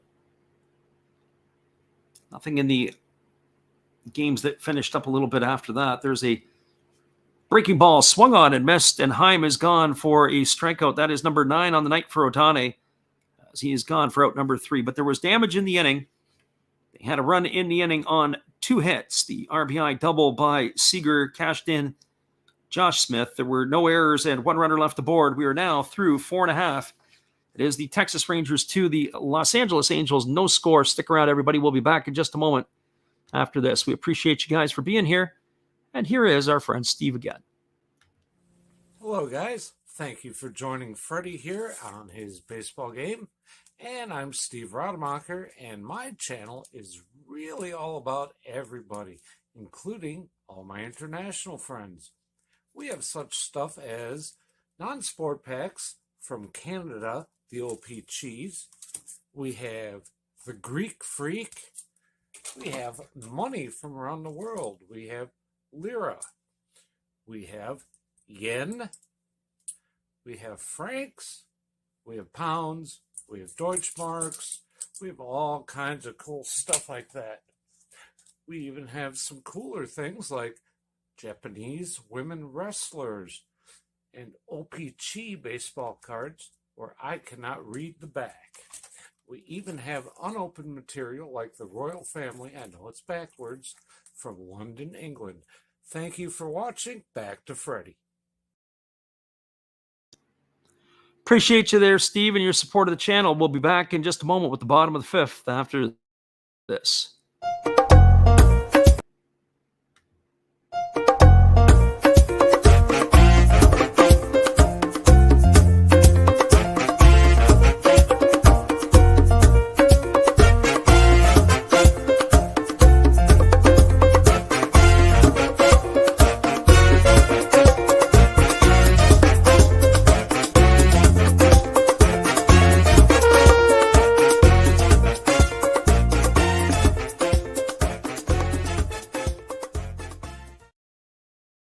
Welcome back, everybody. There are 2 other games underway across the Major League Baseball schedule today, but all the rest are finals, and we'll knock them off here as we are doing this inning here, where they're just going to be Brandon Marsh, Nuris Sierra, and Andrew Velasquez to come to bat against Spencer Howard. And Howard ready to go back to work here as he kicks and delivers. It's a breaking ball taken for a called strike, and the count is 0-1 to Marsh. Marsh is 0 for 1 today. He struck out looking his first time up back in the 2nd inning. He is waiting on the offering here from Howard. He comes set at the belt. Now he kicks and delivers. It is a fastball swung on and missed, and the count is now 0-2. Looking at that out-of-town scoreboard, the Houston Astros knocked off the Seattle Mariners. They really have their number. Last weekend, coming out of the All-Star break, the Mariners dropped a 3-game homestand to the Astros. Then they turned around and swept these Texas Rangers, only to turn around and fall to the Astros again today. There's a fastball that misses up and in, and the count is 1-2. Montero got the win for the Stros. It was Munoz taking the loss in relief. Presley got his 21st save for the Stros. So 1 ball and 2 strikes to Marsh. Howard holding at the belt. He kicks and fires. It's a breaking ball that misses down, and the count is now 2-2. The Boston Red Sox knocked off the Guardians 4-2. As Diekman got the win, he goes to 5-1. Tristan McKenzie took the loss. McKenzie's pitched fairly well lately. He evens his record at 7-7. So 2 balls and 2 strikes to Marsh. Howard gets his sign from the catcher, Heim. Now he comes set. And here comes the pitch. It's a breaking ball swung on. It is tapped slowly just past the first base coach's box. It keeps the count at 2-2. The Yankees knocked off the Kansas City Royals tonight 1-0. It was Clay Holmes in relief getting the win. Barlow takes the loss. The 2 starters, Jameson Taillon and Brady Singer, both had very strong starts tonight for their ball clubs. Here comes the 2-2 pitch. There's a fastball swung on. This ball is lined to left field. It's going to be fair down the line. It's off the wall. Coming over to field it is Smith. Cruising into second is Walsh, and he had to pick up the pace a little bit as he got in there. It's Marsh, and Marsh is now going to be the runner at second with nobody out. That's going to bring up Nuris Sierra. Looked like Marsh was kind of Cadillacing. He hit the ball right down the left field line. It wasn't like he was racing around to be able to get to second base, and the throw from Smith came in in a big hurry. He had a long way to go to get it. It's only the 3rd hit of the night by the Angels, and all 3 have been for extra bases. So Sierra steps to the plate. He's 0 for 1. He flew out to right field his first time up. He squares the bunt, and that pitch is a fastball that misses up and away for ball 1, and the count is 1-0. The Marlins knocked off the Reds today 7-6. Zach Pop got the win in relief, his 2nd of the year against no losses. Hunter Strickland took the loss. Scott got his 14th save. That was a 7-6 ball game for the Marlins over the Reds in Cincinnati. Here comes the 1-0 pitch. There is a fastball swung on and fouled away, and the count goes even at 1-1. The Baltimore Orioles crawled back again above the 500 mark by beating the Rays today 3-0. It was Lyles getting his 7th win. Yarborough took the loss. Tough year for Yarborough. He's 0-6. Bautista got his 3rd save for the Orioles. So 1 ball, 1 strike. As Howard comes set. And he kicks and fires. Squaring to bunt again is Sierra, but this one's bunted foul. It's going to run the count to 1-2. The only other final that's in is the Blue Jays knocked off the Tigers 5-3. Yusei Kikuchi got his 4th win against 5 defeats for the Blue Jays. Tyler Alexander goes to 2-4 for the Tigers, and Jordan Romano got his 22nd save for the Jays. The other 2 games that are underway, the Giants are beating the Cubs 4-0. That's in the top of the 5th. Keep your eye on that one as Alex Wood has got a no-hitter going into the top of the 5th. Here's the pitch from Howard. It's a fastball. Take it for a called third strike. Sierra watched that one go by for out number 1, and that is going to bring up the shortstop, Andrew Velasquez. The other game underway in Colorado, it's the Rockies down 13-0 to the Dodgers. The Rockies are batting in the bottom half of the 7th inning. Tyler Anderson, another great start by the Dodgers tonight. So Velasquez steps up to the plate. He's 0 for 1 tonight. He flew out to left field his first time up. As Howard holds at the belt and he checks the runner Marsh at second. There's a breaking ball swung on. It's grounded foul down the first base line, and the count is 0-1. So no balls and 1 strike. Our friend Mick says, any suggestions on a parlay for the NPB? And he says that there's no work tonight. And curious if you guys got any pro-Canadian baseball. Yes, here's the pitch. It is a fastball swung on and fouled away. Counts 0-2. Yeah, they're called the Toronto Blue Jays. No, they tried a few years ago to try to do a Canadian professional league. Really, the business model wasn't there. The best thing that has been able to survive has been the independent ball in the American Association and the Can-Am League. There's a fastball that misses inside, and the count is 1-2.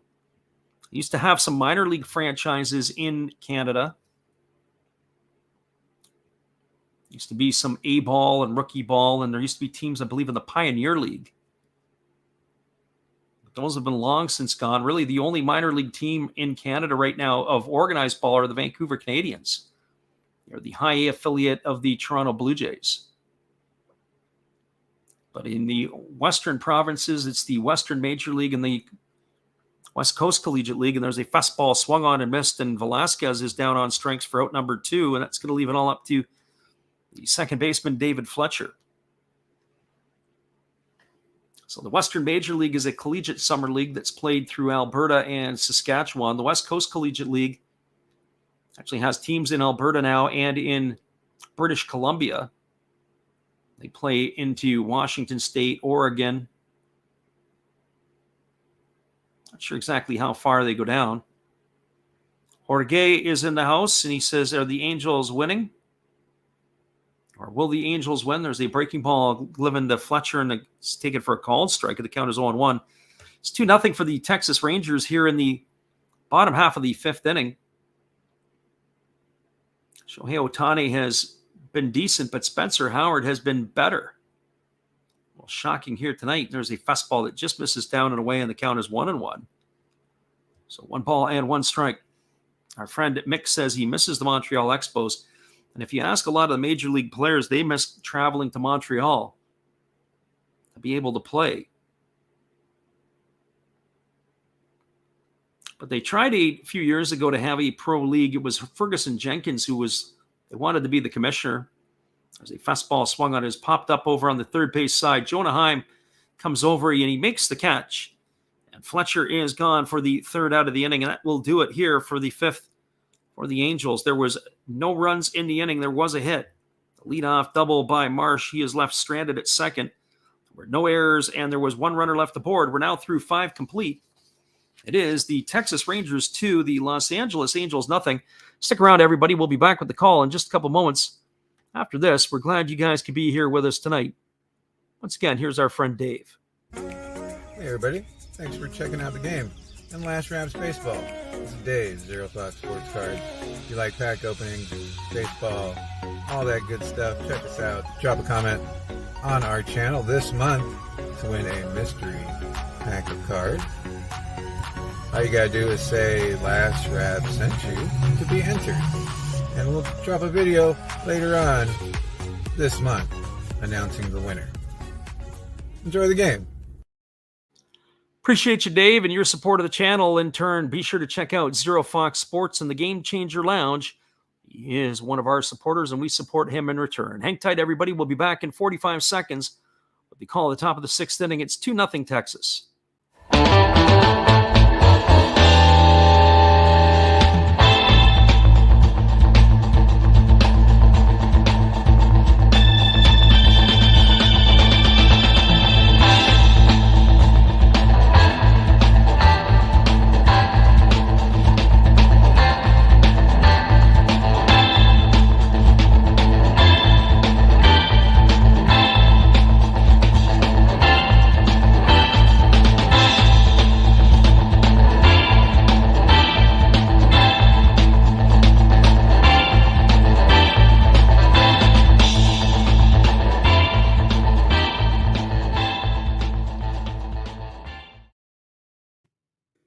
Welcome back, everybody. It is going to be the top of the sixth inning, and it'll be the heart of the Texas batting order to come to bat. That means it's going to be Nathaniel Lowe, Adolis Garcia, and Leody Tavares to face the right-hander Shohei Ohtani. As this, we would assume, is probably going to be the last inning of work for the Japanese right-hander. 84 pitches through his first 5. It's 10-plus strikeouts in 5 straight starts. Is what he's looking for here. He has got 9 tonight. He scattered 7 hits, 2 runs, all of which have been earned, but he has not walked the batter, as he is electric here again tonight. Our friend says, I'm looking at Oryx as a plus 100 gain against the Lions. And there's a fastball swung on. This ball is lined down the left field line. It's in the corner and it's trouble, and it squirts away, and down goes the left fielder, Marsh. He's going to have to retrieve it. Digging for third is Lowe. Here comes the throw in. It's not even close. It's going to be a leadoff triple here for Nathaniel Lowe. That is definitely going to be ruled. Now, that is a legitimate triple as the fielder fell down, unlike the one that Rengifo hit in the first inning that we're not really sure of. Like more of a double and an error. But that is a leadoff triple here for Lowe, and that's going to bring up the designated hitter, Adolis Garcia. The ball hit the wall in foul territory, and then the fielder had chased it up to the wall, but it had kicked out funny, did Marsh. And then when he went to get it, he fell down. He tripped over his own feet, but he was able to get it back in. So Lowe, the runner at third, Garcia stepping to the plate. And here's the first offering from Ohtani. It's a fastball taken at the knees for a called strike, and the count is 0-1. Garcia tonight is 0 for 2. He has struck out both his times to the plate. His average has dropped to 251. So here comes the 0-1 offering from Ohtani. That is a breaking ball that is swung on and fouled away, and the count is quickly 0-2 to Garcia. This kind of reminds me a little bit of the first inning when Ohtani had loaded the bases with 3 consecutive singles. He came right back with 3 consecutive strikeouts to finish off the inning. Well, he's got Garcia on the whole 0-2, and he's already bagged him twice tonight. Here's the pitch. It is a breaking ball that misses the left-handed batter's box, and the count goes to 1-2. Our friend Mick was asking about some of the NPB stuff. I'll have to go take a look at the starters and maybe who I would probably give my nod to tonight. As the runner at third is Low, and here comes the offering from Ohtani. Holds at the belt, and now he kicks and fires. It's a breaking ball swung on and missed, and Garcia is gone for the 3rd time tonight via the strikeout, as he's retired for out number 1. That is going to bring up the center fielder, Leody Tavares. If I was looking at any of the games, a game that I would say that if I had to say was a lock, and I don't really see anything as locks, but I would have to say probably Kodai Senga going for the Fukuoka SoftBank Hawks tonight against Tetsuya Imai for the Saitama Sibu Lions. As there's a fastball at 100 miles an hour swung on and fouled away, and the count is 0-1 to Tavares. Tavares tonight is 0 for 2. He has struck out in both of his trips to the plate. His average on the season is dropped to 336. So for our friend Mick, if I was making a suggestion, I would say, probably look toward the Hawks. Just their starting pitcher, and they're playing at home at the PayPay Dome. There is a breaking ball swung on and fouled away. The count is now 0-2. As far as games in the Central League are concerned, I just think there's too many toss-ups right now. I don't trust the Bay Stars, even though they're playing at home to the Giants. I might consider the Carp against the Dragons with Daichi Osera on the mound. Osera is widely considered to be the ace of the Carp staff, although Morishita has probably taken that mantle over. There's a fastball that misses upstairs, and the count is now 1-2 to Tavares. Tavares will be followed by Cole Calhoun here in the 6th inning. So 1 ball and 2 strikes it is to Tavares.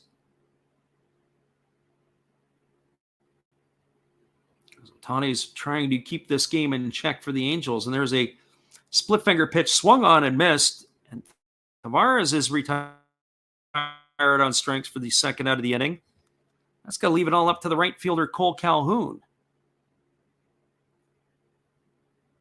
For Calhoun, he is 0 for 2 tonight, and he has struck out both of his times to the plate. So Garcia, Tavares, and Calhoun so far have accounted for 8 of the strikeouts by Ohtani.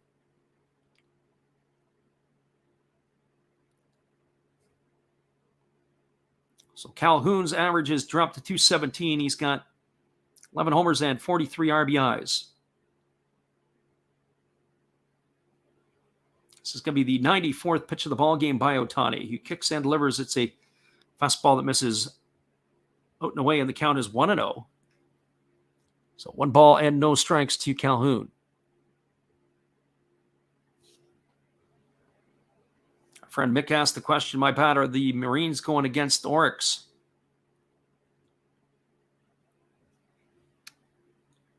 Tonight it is, yes, the Marines and the Buffaloes are going head-to-head. There's a fastball at 101 miles an hour that's taken for a ball upstairs, and the count is now 2-0. Mick says the Marines have been doing awesome, but so has Oryx. I probably wouldn't touch that one.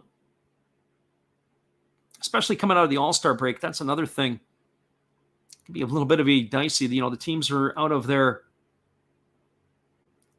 elements right now. There's a breaking ball taken for a called strike, and the count now goes to 2-1 on Calhoun. Just a update, it is still a no-hitter for Alex Wood as they go to the top of the 6th. That's the Giants and the Cubs. We'll have to keep our eye on that one. Only other game that's underway is the Dodgers have that 13-0 lead over Colorado in the bottom of the 8th. There's the pitch from Ohtani. It's a 100-mile-an-hour fastball swung on and missed. The count is now 2 balls and 2 strikes. Ezekiel Duran waits on deck should he get an opportunity to come to face Ohtani here in the top of the 6th inning. Curious to see if Phil Nevin might leave him in for another inning. Japanese, I'm sure, over in Japan wouldn't have any problem leaving him there.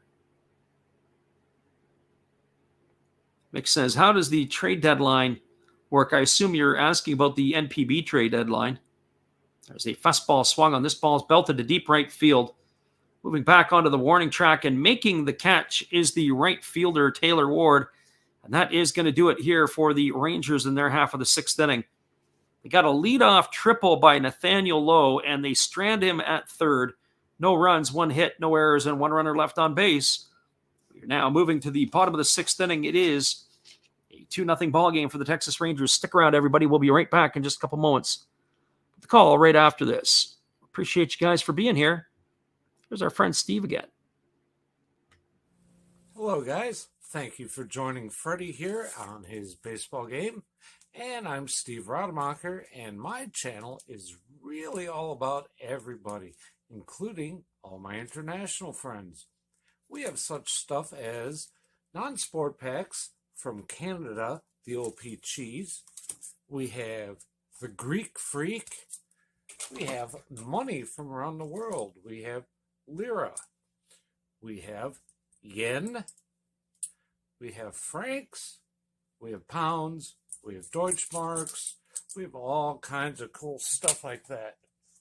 We even have some cooler things like Japanese women wrestlers and OP-Chi baseball cards where I cannot read the back. We even have unopened material like the royal family, I know it's backwards, from London, England. Thank you for watching. Back to Freddie. Appreciate you there, Steve, and your support of our channel. In turn, we support Steve Rademacher. Come on back. We'll be back for the bottom of the 6th after this.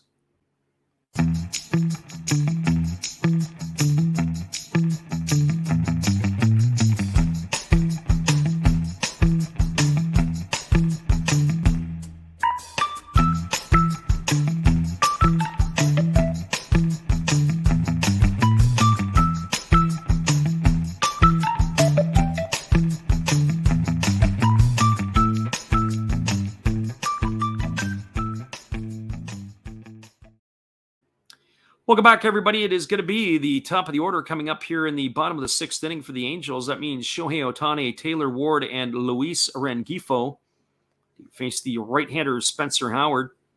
Howard has been very economical tonight in his 5 innings of work, as he has only allowed 3 hits. As Ohtani needs a moment as he's going to go back. He's got to get a little repair here on his shoe. I don't know what's happening here, but he's got something going on.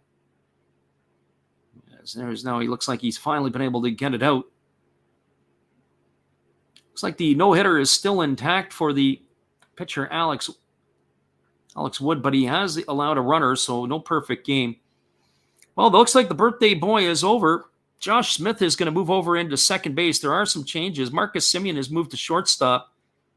Corey Seager is out of the game. Eliar Hernandez is now in left field, and we do have a pitching change as Brock Burke is in the game.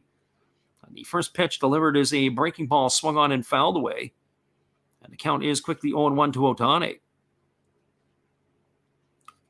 Burke on in relief of Spencer Howard, who was very economical. I'm sure they probably were doing that to take him up more than anything for the confidence sake, as he was able to go through the order twice in those 5 innings. There's a fastball that misses outside, and the count is now 1-1.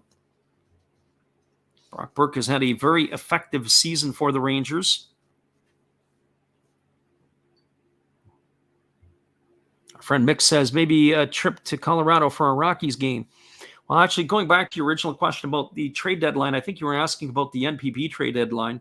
There's not a lot of trades that go on over there. There's a fastball swung on. This ball is lifted into deep center field. Backing up and backpedaling in front of it is the center fielder Tavares, who makes the catch. And Ohtani is gone for out number 1 here in the 6th inning, and that'll bring up the right fielder Taylor Ward. Say there's not a whole lot of trades in the NPB. There's the odd one here and there. It's not quite like here. There's a lot of loyalty normally with these teams. Guys get there and they stay for quite a while. It's like there's been some proposals on changes to the agency. So this brings up Taylor Ward. Ward is for 2 tonight. He's struck out looking and flown to center field. The first offering from Burke is a breaking ball swung on and missed, and the count is 0-1. Burke is 4-2 on the season. 33rd appearance out of the bullpen. Setting career highs as he's only in his second year. He's worked 49 2/3 innings, allowed 37 hits, given up 9 runs, 7 earned. There's a fastball that misses outside. The count goes to 1-1. Burke has allowed 12 walks in those 49 2/3 and struck out 52. He's a big left-hander as he rocks into the motion and delivers. There is a changeup that is swung on and missed, and the count goes to 1-2 on Taylor Ward. The way his body works, it looks like he could be easily passed for 6'5" or 6'6". Originally a 3rd-round pick of the Tampa Bay Rays. There's a fastball swung on. This ball is lifted into shallow right field. Coming hard on it is Calhoun. Moving in is Josh Smith, and he's going to make the catch. As Calhoun was racing in, that's going to be a pop-out to the second baseman. Josh Smith had to go a long way to get out there and get it, as he is retired for out number 2, and that's going to bring up Luis Rengifo. I have to get a report on Corey Seager if we can. As we said, Seager had 3 hits tonight, 2 singles and a double with that RBI in the 5th. But he had to leave the game. He did foul a ball off his shin. He wasn't moving around too good, so I'll be curious to see if he's got himself a contusion there that'll keep him out of action for a little bit. So Luis Rengifo to the plate. He's 0 for 1 tonight. He's also he's 1 for 2 tonight. He's tripled. The first pitch he sees is swung on. It's lifted into left center field. Racing in on it is Tavares. He slides. He can't make the catch. Digging for second is Rengifo, and he's going to slide in there safely. I would have to think that's going to be a double. I'm not even going to look at the official score yet. That bat was sawed right off. The bat went just past the shortstop, Marcus Semien. Rengifo, you got to tip your hat to him. He was digging hard all the way out of the plate as he slid in safely into second base.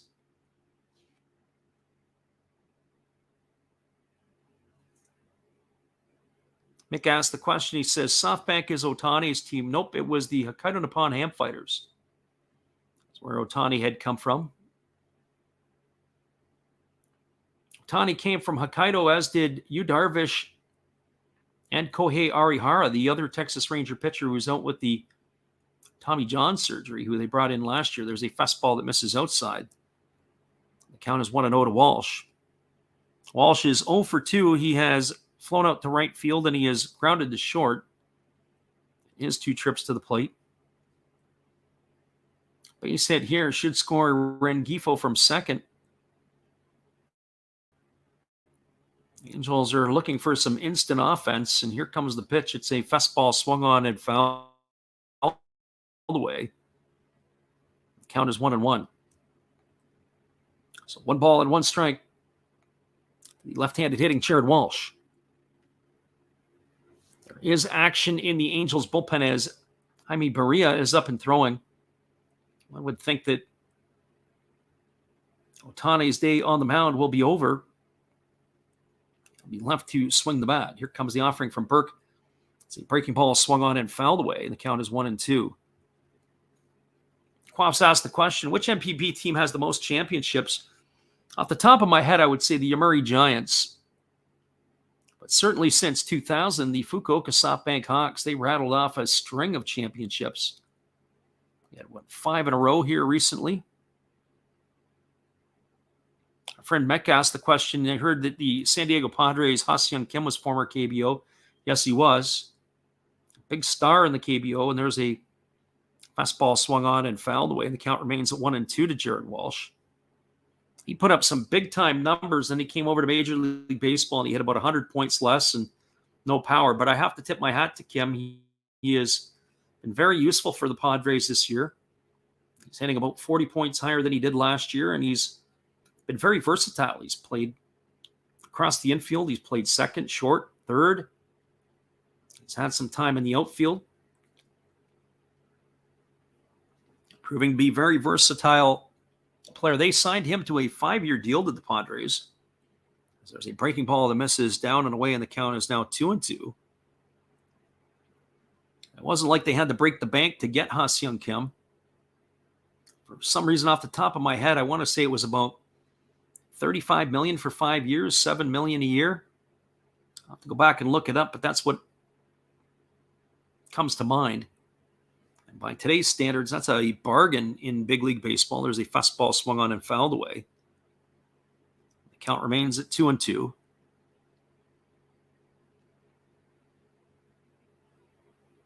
Players in the NPB to keep an eye on who I think could be making their way here. Obviously, the hype was over Roki Sasaki for the Chibalote Marines, who brings it up at 100 miles an hour.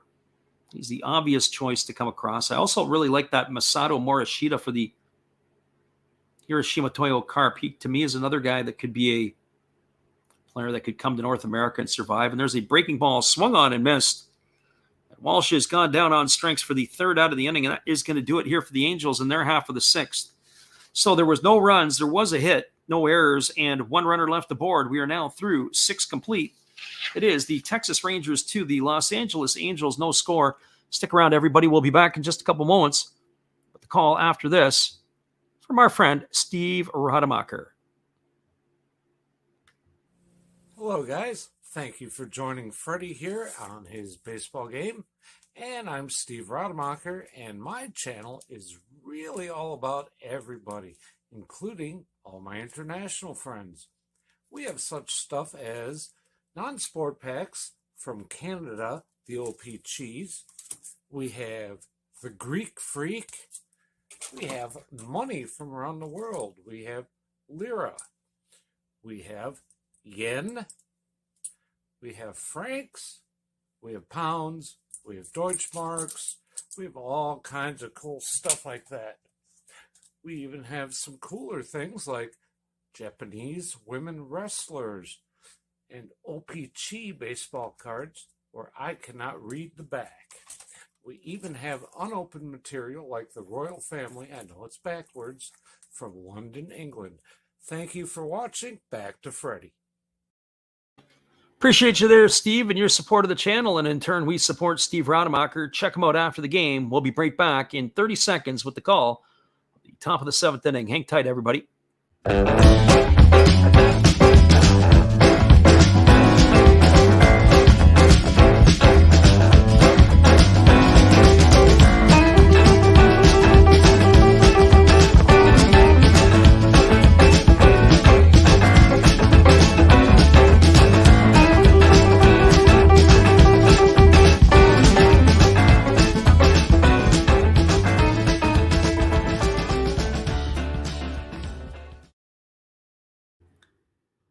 Welcome back, everybody. Moving to the top half of the 7th inning. It is a 2-0 ball game. Leading up for the Texas Rangers, the 9-1 hitters in the batting order. That's going to be Ezekiel Duran, Josh Smith, and Marcus Semien. They do have a pitching change to the Angels. It is Jaime Barria on the hill, as he is coming on in relief for Shohei Ohtani. Ohtani, of course, will stay in as a designated hitter. But he is coming in. He's going to be in his 19th game, Barria. He's got a 1 ERA. He has been very, very effective in his time on the hill for the Angels this year. So he's going to try to keep the Rangers at bay so that the Angels can maybe find some offense in the bottom half of their frames. So here comes the leadoff hitter. As Duran is 0 for 2 tonight, he has popped a short and popped the first in his 2 trips to the plate. The first pitch from Barria is a fastball that backs him off the plate for ball 1, and the count is 1-0. It has been an 8-hit night for the Texas Rangers, but they have benefited on the home run by Nathaniel Lowe. There's a breaking ball that misses upstairs. And in the 5th inning, a single by Josh Smith and a RBI double by Corey Seager have them out 2-0. There's a breaking ball that drops in for a called strike, and the count is now 2 balls and 1 strike to Duran. Moving to the top of the 7th inning in San Francisco, and the starter Alex Wood still has a no-hitter going. As here comes the pitch from Barria. It is a breaking ball swung on. It is lifted into shallow right field. Coming in on it is the right fielder, Taylor Ward. He makes the catch, and that is going to retire Duran for the first out of the inning. So 1 up and 1 away, and that'll bring up the left fielder, Josh Smith. For Smith tonight, he is 1 for 2. He singled and scored a run his last time up. He struck out back in the 2nd inning off of Shohei Ohtani. He's raised his season average up to 215. We noted the other night he's one of those players who doesn't wear batting gloves when he comes to hit. Rarity in the big leagues for sure. There's a breaking ball that drops in for a called strike, and the count is 0-1 to Smith. Smith, along with Duran and Glenn Otto, who started the other night, all part of that trade for Joey Gallo from the Yankees. There's a breaking ball swung on and missed, and the count is now 0-2. So no balls and 2 strikes. We did see a substitution, as we mentioned. Smith started the game in left field. Then he moved into the infield in the last inning as Corey Seager has been taken out. There's a breaking ball swung on. It is sliced down the left field line, and it is just going to bounce foul up to the wall, and that's going to keep the count at 0-2. So no balls and 2 strikes. A ball game that the Yankees won 1-0 tonight against the Royals. It was an Aaron Judge walk-off in the bottom of the 9th. It was only the 2nd hit of the game for the Yankees, and that's how that ended. 1-0 for New York. So Barria rocks into the motion, and he kicks and delivers. It's a fastball swung on and fouled away, and the count remains at no balls and 2 strikes to Josh Smith.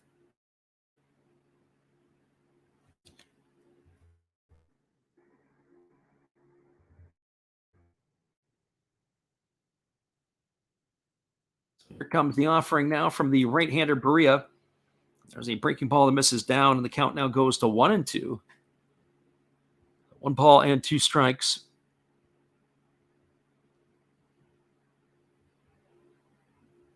trying to get some information on our on-deck hitter or the Ilya Hernandez. Hernandez has come into the game as the left fielder to replace in the spot of the batting order.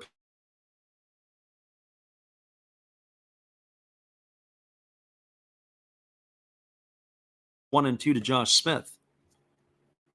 I'll have to get that update on Seager here, but he leaves the game after going 3 for 3. A double and an RBI, but as we said, that foul ball was limping pretty good after he'd fouled it off himself. And there's a breaking ball swung on it. It's grounded over to second. Fielded by Fletcher in shallow right field. He throws to first, and Smith is retired on a ground out 4-3 for out number 2.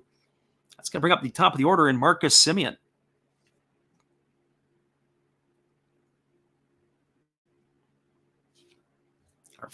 Our friend Josh S. says, I cannot imagine not wearing batting gloves. Welcome, Josh. Good to have you listening in tonight.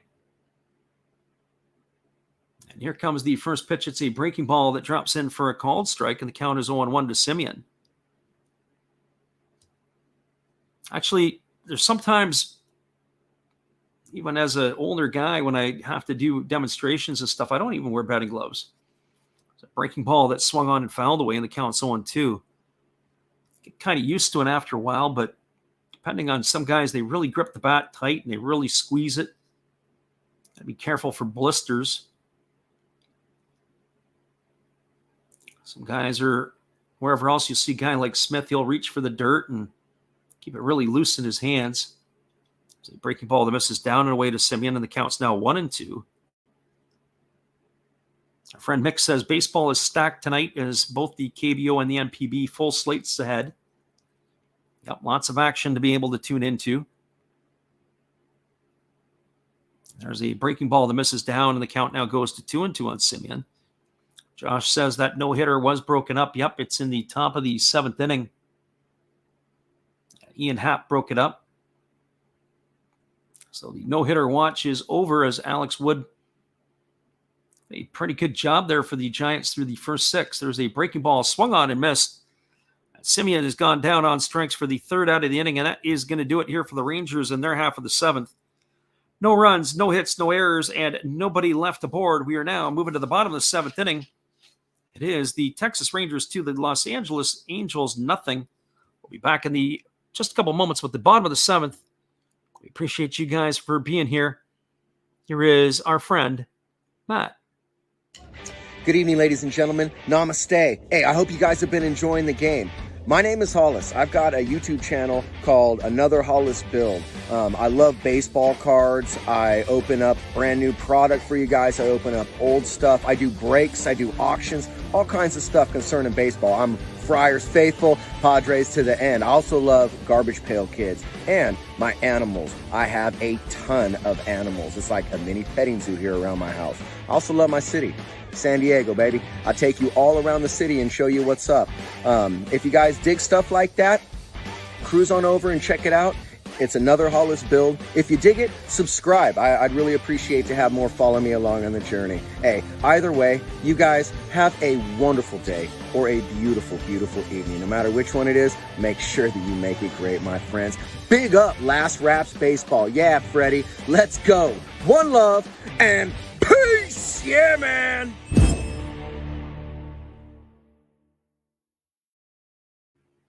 Appreciate you there, Matt. Your support of the channel, and in turn, we support Matt Hollis at Another Hollis Build. Check him out after the game. We'll be right back, everybody, with the call. Bottom of the 7th inning after this.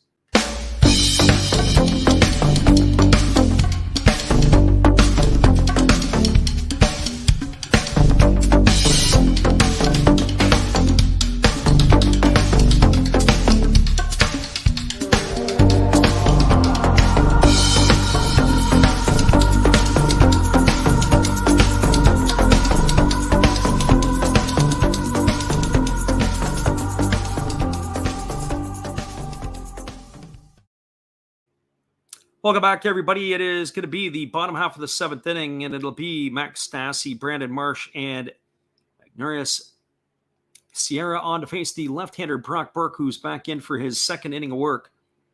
Burke, we saw him against Seattle the other night. He did well in his first inning, and then he lost it in the second inning. But the first pitch is a fastball swung on, has popped up over on the right side of the infield.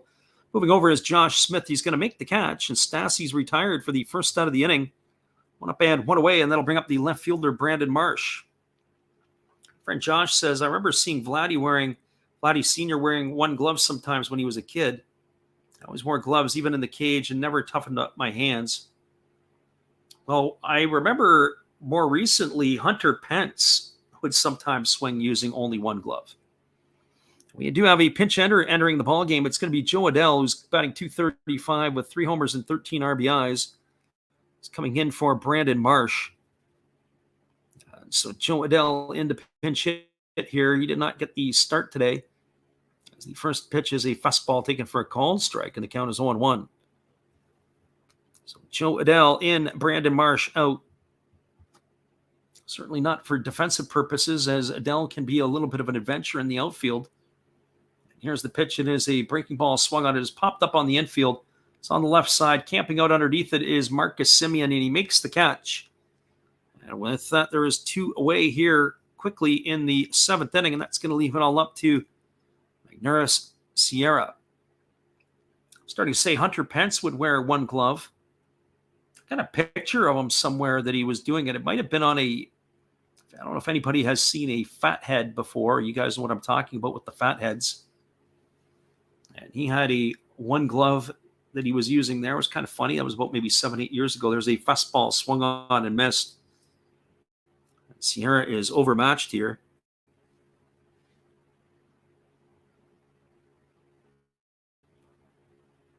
Our friend Mick says the Tokyo Carp game might be a lock. There's a fastball taken for a called strike, and the count is now 0-2. As I mentioned, Daichi Osera is going on the hill for the Carp. I don't know the other starter. I took a look earlier there. It's unknown to me. There's a fastball that misses outside, and the count is 1-2. I always get worried about the unknowns in the NPB. All of a sudden, they come out there and they stick it to the other team.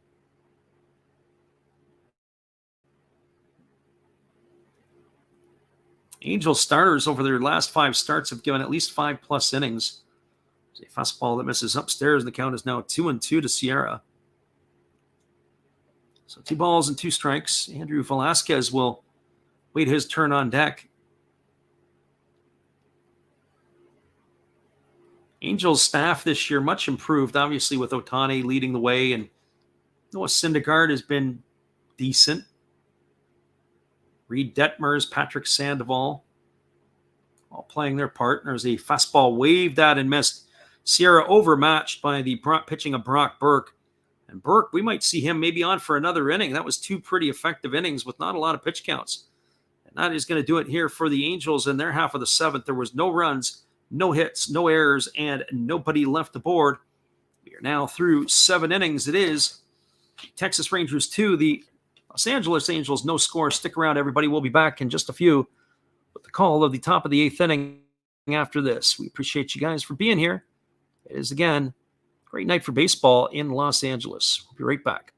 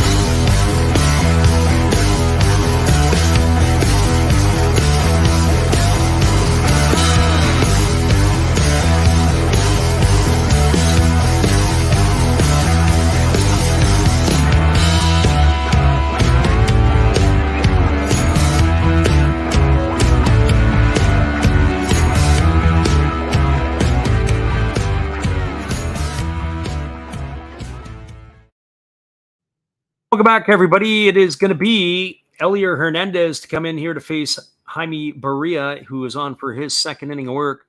Elier Hernandez entered the game in the spot for Corey Seager. It'll be Hernandez, Heim, and Lowe here. He made his debut this year. This is his 7th game for Hernandez. He's 5 for 18. He's got no homers and a couple RBIs. And he first pitches a breaking ball. He sees he lines it into left field. It's going to get down for a base hit. And that is fielded by Taylor Ward, and he's going to take that for a knock here as he is got himself a single to lead off the inning, does Hernandez. And he is aboard with the leadoff hit, and that's going to bring up the catcher, the switch-hitting catcher, Jonah Heim. Not really sure if Hernandez has got any wheels or not, as he's only got the 18 at-bats at the big league level. You keep an eye on him to see if he can steal. As we mentioned before, the do like to run a lot. The minor leagues, spent 10 seasons in the minor leagues. He's got 67 career stolen bases, but he's been caught 40 times. So if he does go, it's a bit of a flip of the coin for Hernandez, whether he's actually going to get there safely or not. We got our friend Vivid Life in the house tonight. We appreciate you for being here. There's a breaking ball that drops in for a called strike to Heim, and the count is quickly 0-1.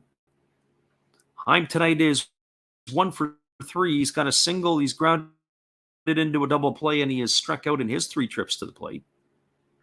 Maria checks the runner over at first. Now he comes set.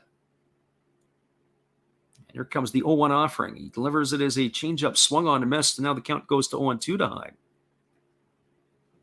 Friend Vivid Life checking in and probably wondering if we're going to be back on in a few hours for some NPB action, and we've been kicking it around. We're going to try to get some sleep in here on the in-between.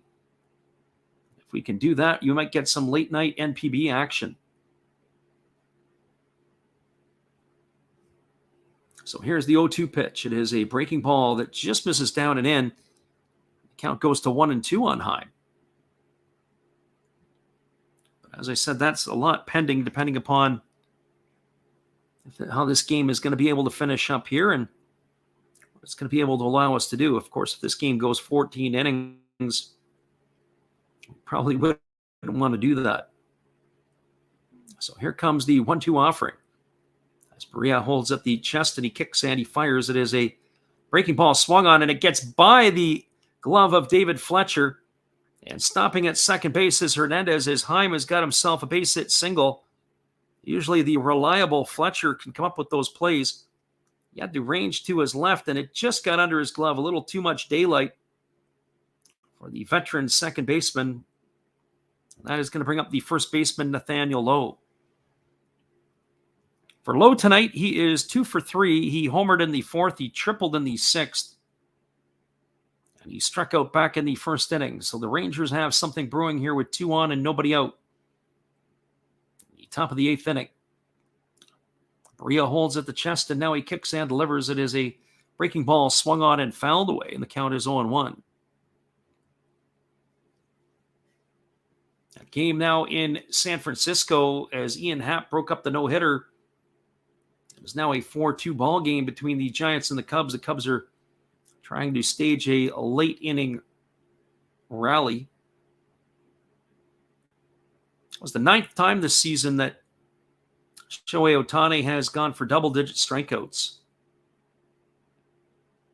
He has been very, very efficient. There's a breaking ball swung on. It's grounded softly over to second. Fletcher over to the shortstop. Velasquez for 1. Back to first.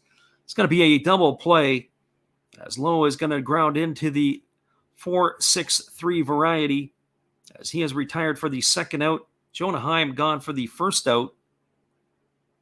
And that is going to advance Hernandez over to third, and that'll bring up Adolis Garcia to the plate. So for Garcia tonight, he has the sombrero. He has struck out 3 times. He is 0 for 3. But that was all against the Japanese star Shohei Ohtani. And here's the pitch from Barria. It's a fastball that misses outside, and the count is 1-0. Garcia has seen his average drop to 250 on the evening. He's got 18 homers and 61 runs batted in. He Bats from the right side against the right-handed throwing Berea.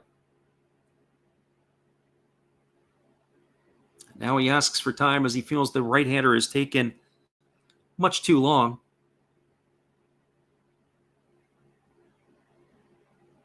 We're ready to go back at it again as right-hander Berea ready to work. He holds at the chest.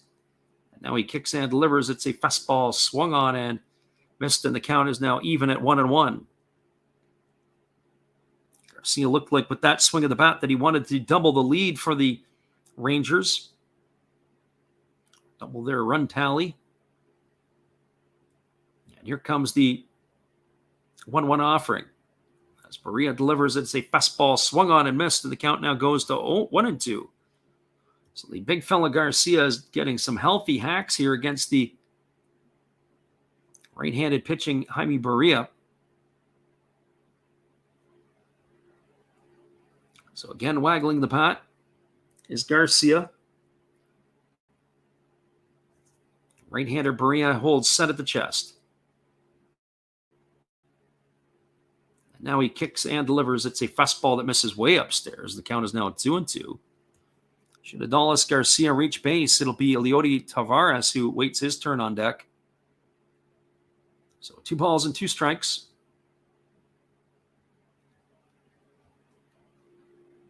Berea holds at the chest. After getting the sign from his catcher Stassi, he kicks and delivers. It's a breaking ball that misses outside, and the count now goes to 3-2. So 3 balls and 2 strikes to Garcia.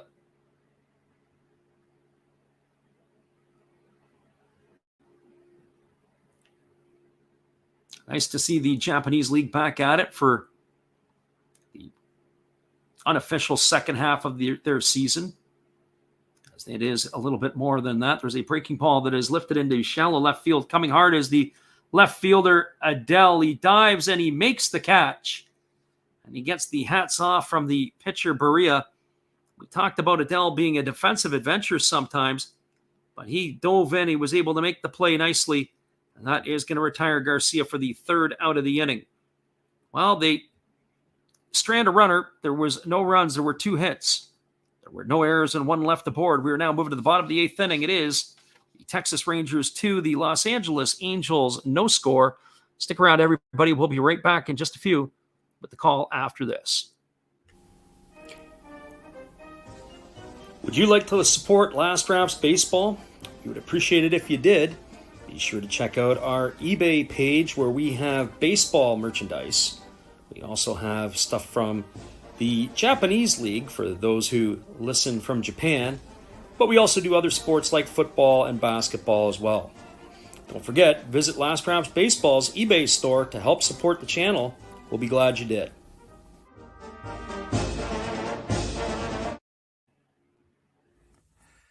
This is Steve Rademacher, and I'd like to introduce you to my channel if you haven't seen it before.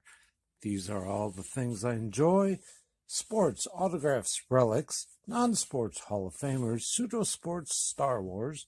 That's my channel name and my name, and I would really appreciate it if you would come check me out and maybe even subscribe if you like it. Thank you for that for now, and back to your ball game.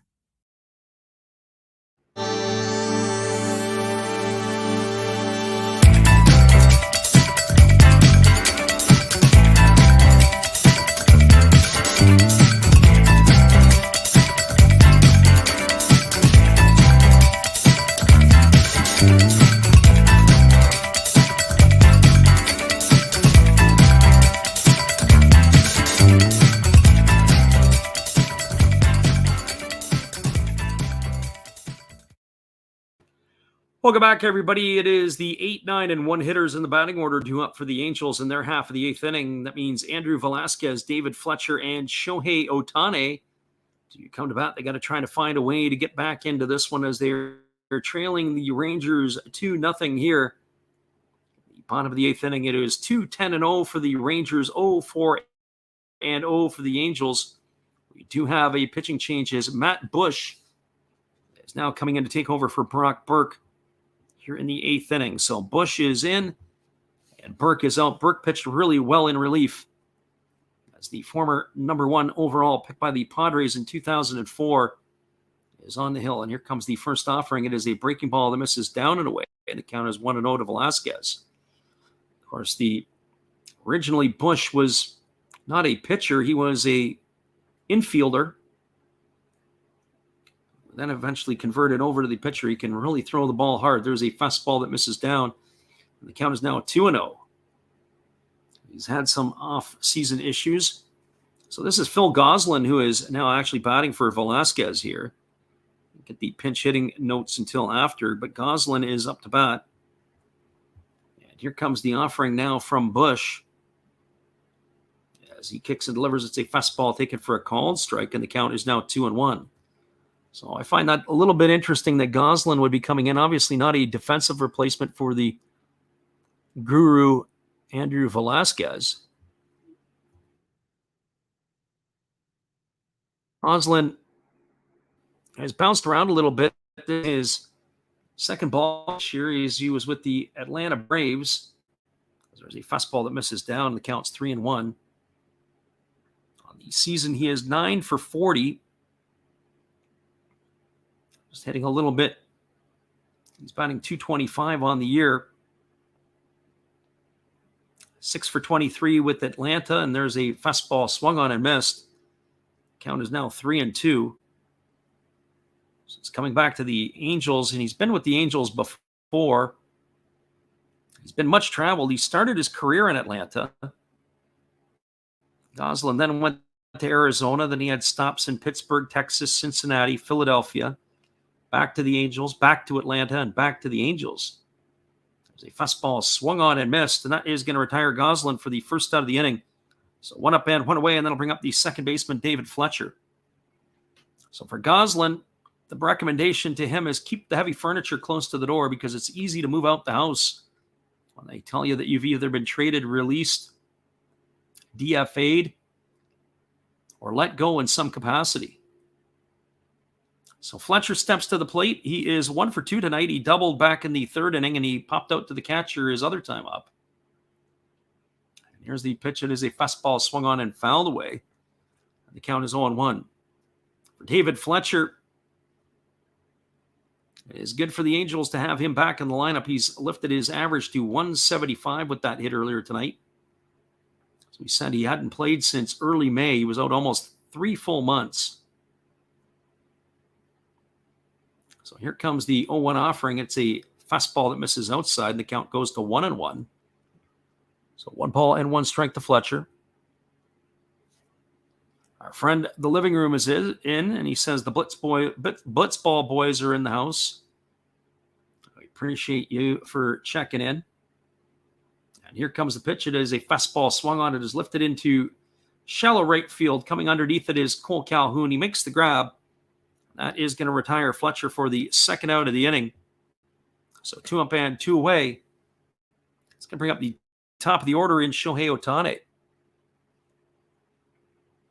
Our friend, the living room, we've got your weather out here. Another scorcher again today, mid-90s. Actually, it was upper 80s at one point, and they said it felt like it was north of 100.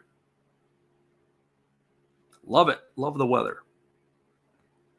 You think about it, people pay good money to go to Hawaii or to Jamaica or to Mexico in the wintertime for that kind of weather. And you don't always get it like that in the Pacific Northwest. But you got to enjoy it while you have it. And there's a first pitch fastball delivered to Ohtani that misses outside for ball 1. And the count is 1-0. Ohtani tonight has grounded to first. He's grounded to second, and he's flown out to center field. He's 0 for 3. Here comes the 1-0 offering from Bush.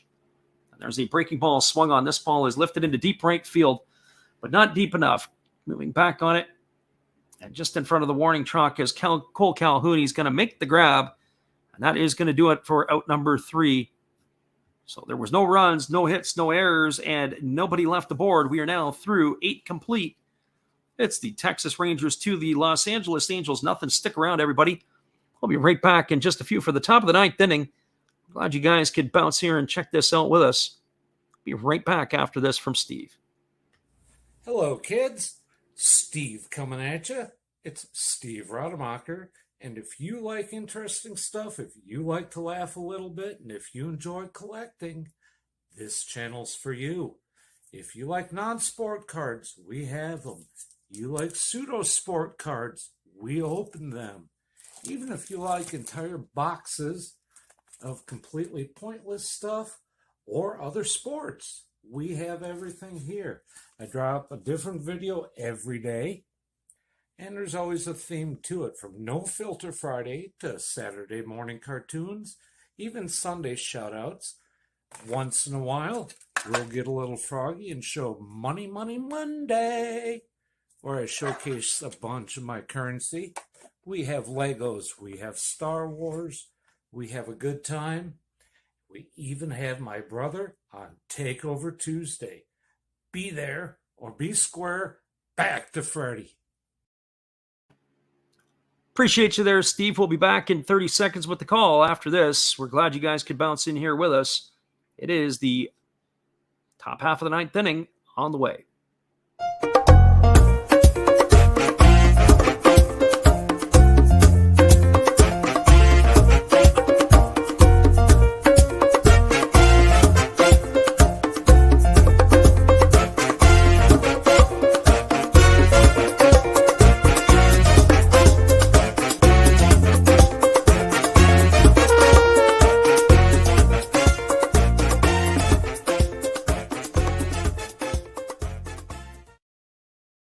Welcome back, everybody. It is going to be the top of the ninth inning as we are going to be witnessing another appearance, looks like, by Jaime Barria, as he's going to begin his third inning of work.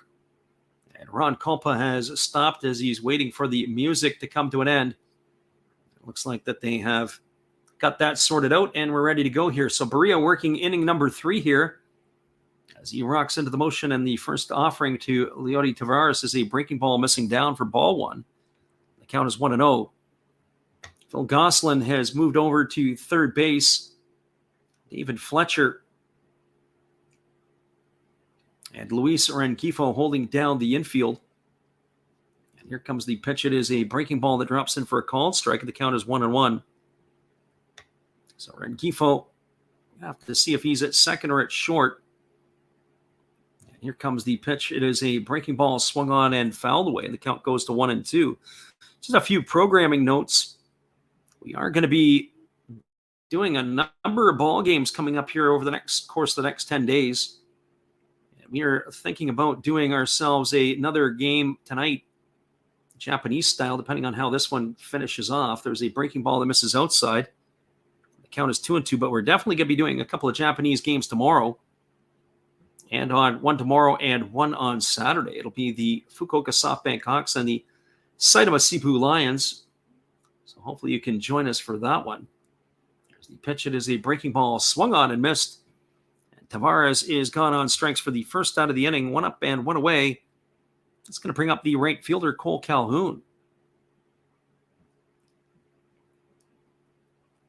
So we're going to be able to do that. As we said, we're going to look to be calling the ball games here for the Japanese League, and maybe even one tonight. And then we'll get our Major League schedules sorted out for the week. We're going to be calling stuff every single day and sometimes twice. There's a first pitch breaking ball swung on. It is popped up on the right side of the infield. Camping out underneath it is the second baseman, Rengifo. He makes the catch. That is going to do it for out number 2, as that will retire Cole Calhoun. That's going to bring up the third baseman, Ezekiel Duran. Friend Quaff says it was pretty nice where he is. Got some rain today even. I'm not sure where you're at, Quaffs, where you call home. We got some rain in the forecast next week. Saying 50-60% chance of precipitation, showers, and whatever else. Which would be nice to have as well. There's a breaking ball that drops in for a called strike, and the count is 0-1 to Duran. Duran tonight is 0 for 3. All 3 of his outs have been in the air. Popped to short, popped to first, and a fly out to right field. Quaff says he's in Arizona. Yeah, that would be a rare day if you're getting rain there. There's a breaking ball. Drops in for Just misses for a ball, and the count is 1-1. So 1 ball and 1 strike. Of course, Arizona not known for its rain, that's for sure. Although they do get the occasional shower, and there is a fastball swung on it, breaks the bat. The pitcher, Berea, has to avoid the ball and the bat as he goes down, and that is going to be a ground out, as that is going to retire Duran on a ground out 4-3 for the third out of the inning, and that will do it here for the Texas Rangers in their half of the ninth. No runs, no hits, no errors, and nobody left aboard. They go quietly. We're now moving to the bottom of the ninth inning. The Angels are down 2-0. It's going to be the 2, 3, and 4 hitters in the order to come up. Stick around, everybody. It is crunch time. We're going to find out what they're made of. We'll be back here in just a couple moments. Thanks for checking out Freddie and Last Raps Baseball. It's time to announce the winners of this month's Mystery.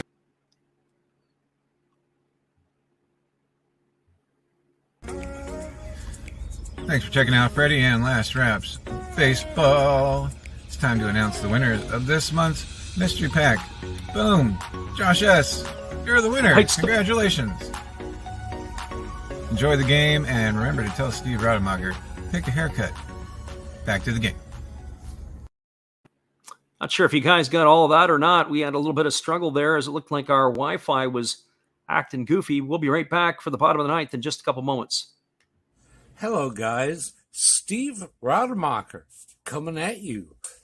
I'm having my 500 subscriber giveaway if we get there by the end of this year. That's my name and my channel, Steve Rademacher. All you have to do is be publicly subscribed, and then you can enter to win once we hit the magic number. Either an unopened, still sealed box of Star Trek official trading cards, Next Generation and Original Series. If that's not your cup of tea, we have Fleer Adrenaline with a Deer Dick rookie card. I have pulled out an autograph from one of these, and there are relics. If that's not your thing, how about an unopened box of 1987 Donruss Baseball? Just come watch me, subscribe, and enjoy the show. Thank you. Welcome back, everybody. We have a relief pitcher coming into the ball game who some of us may remember as a Fukuoka SoftBank Hawk, and some will remember as a 2013 All-Star for the Tampa Bay Rays. It's going to be Matt Moore, who is coming on in relief. Matt spent last season with Fukuoka. Or was it 2 seasons ago? I have to do my homework on Matt Moore. He is going to be working his 35th game of the year. He's got a 1.74 ERA. He's been absolutely outstanding as he's reinvented himself out of the bullpen, and then he first pitches a breaking ball to Taylor Ward. Drops in for a called strike, and the count is 0-1. Ward, Rengifo, and Walsh to face Moore here in the bottom of the ninth inning. And here comes the offering from the ball swung on and found the right field line, and count now 6 balls and 2 strikes. Matt Moore in 20 for Fukuoka. Last year he was with Philadelphia Phillies. He signed a free agent deal in 2019 with the Detroit Tigers. He pitched well for the Tigers.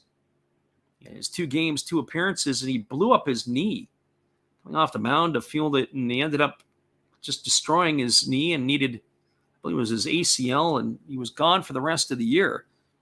Ended up in 2020 in Fukuoka. Then he bounced back to the big leagues with the Phillies, where he was 2-4 last year in 13 starts. This year, all of his games have been in relief. He's got 1 save to his credit, and he's looking to add to his total right here with number 2. There's a fastball swung on. It is lifted into shallow center field. Coming in underneath it is the center fielder, Tavares, and he makes the catch. That is going to retire Taylor Ward for out number 1, 1 up and 1 away.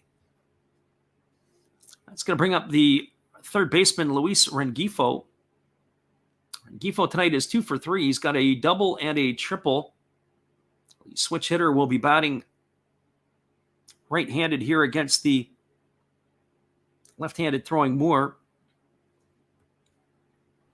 Moore has been a .500 pitcher in his career, 60 wins and 62 losses. This is his 11th season in the big leagues. There's a first pitch breaking ball that swung on and missed, and the count is quickly 0-1 to Rengifo. His best year was 17-4 with the 2013 Rays. As we said, he's had an electric arm. He also had a decent year. He was .500 year with the Rays and the Giants back in the 2016 season as the breaking ball misses upstairs and counts 1-1. But it was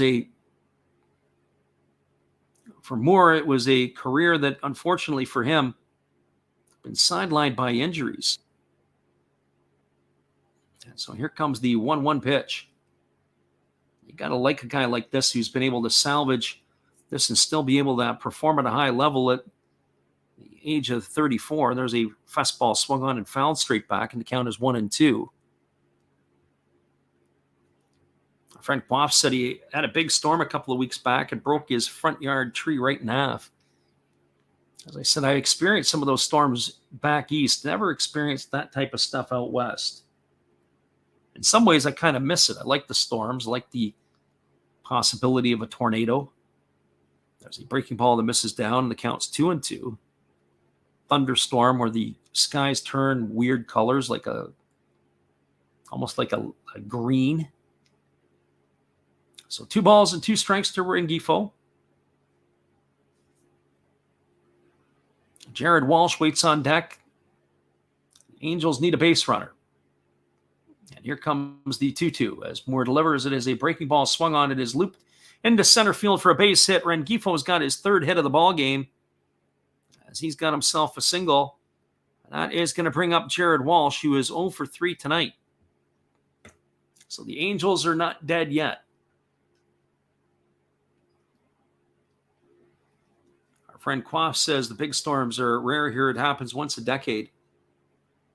Well, it's sort of like water spouts or tornadoes or anything like that. There was a water spout off the coast here last year that was absolutely huge. Makes tornadoes look a little bit small, and it was right up off of Point Grey, and it was off in the Pacific Ocean. Never seen anything quite like that out here before. There's a fastball swung on. This ball is lifted into deep left center field.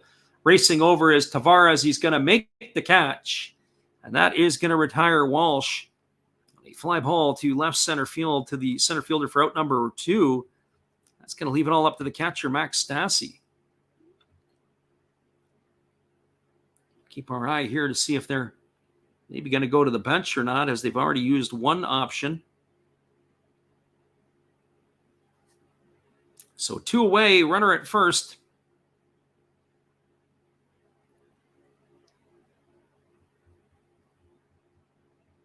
And Matt Moore has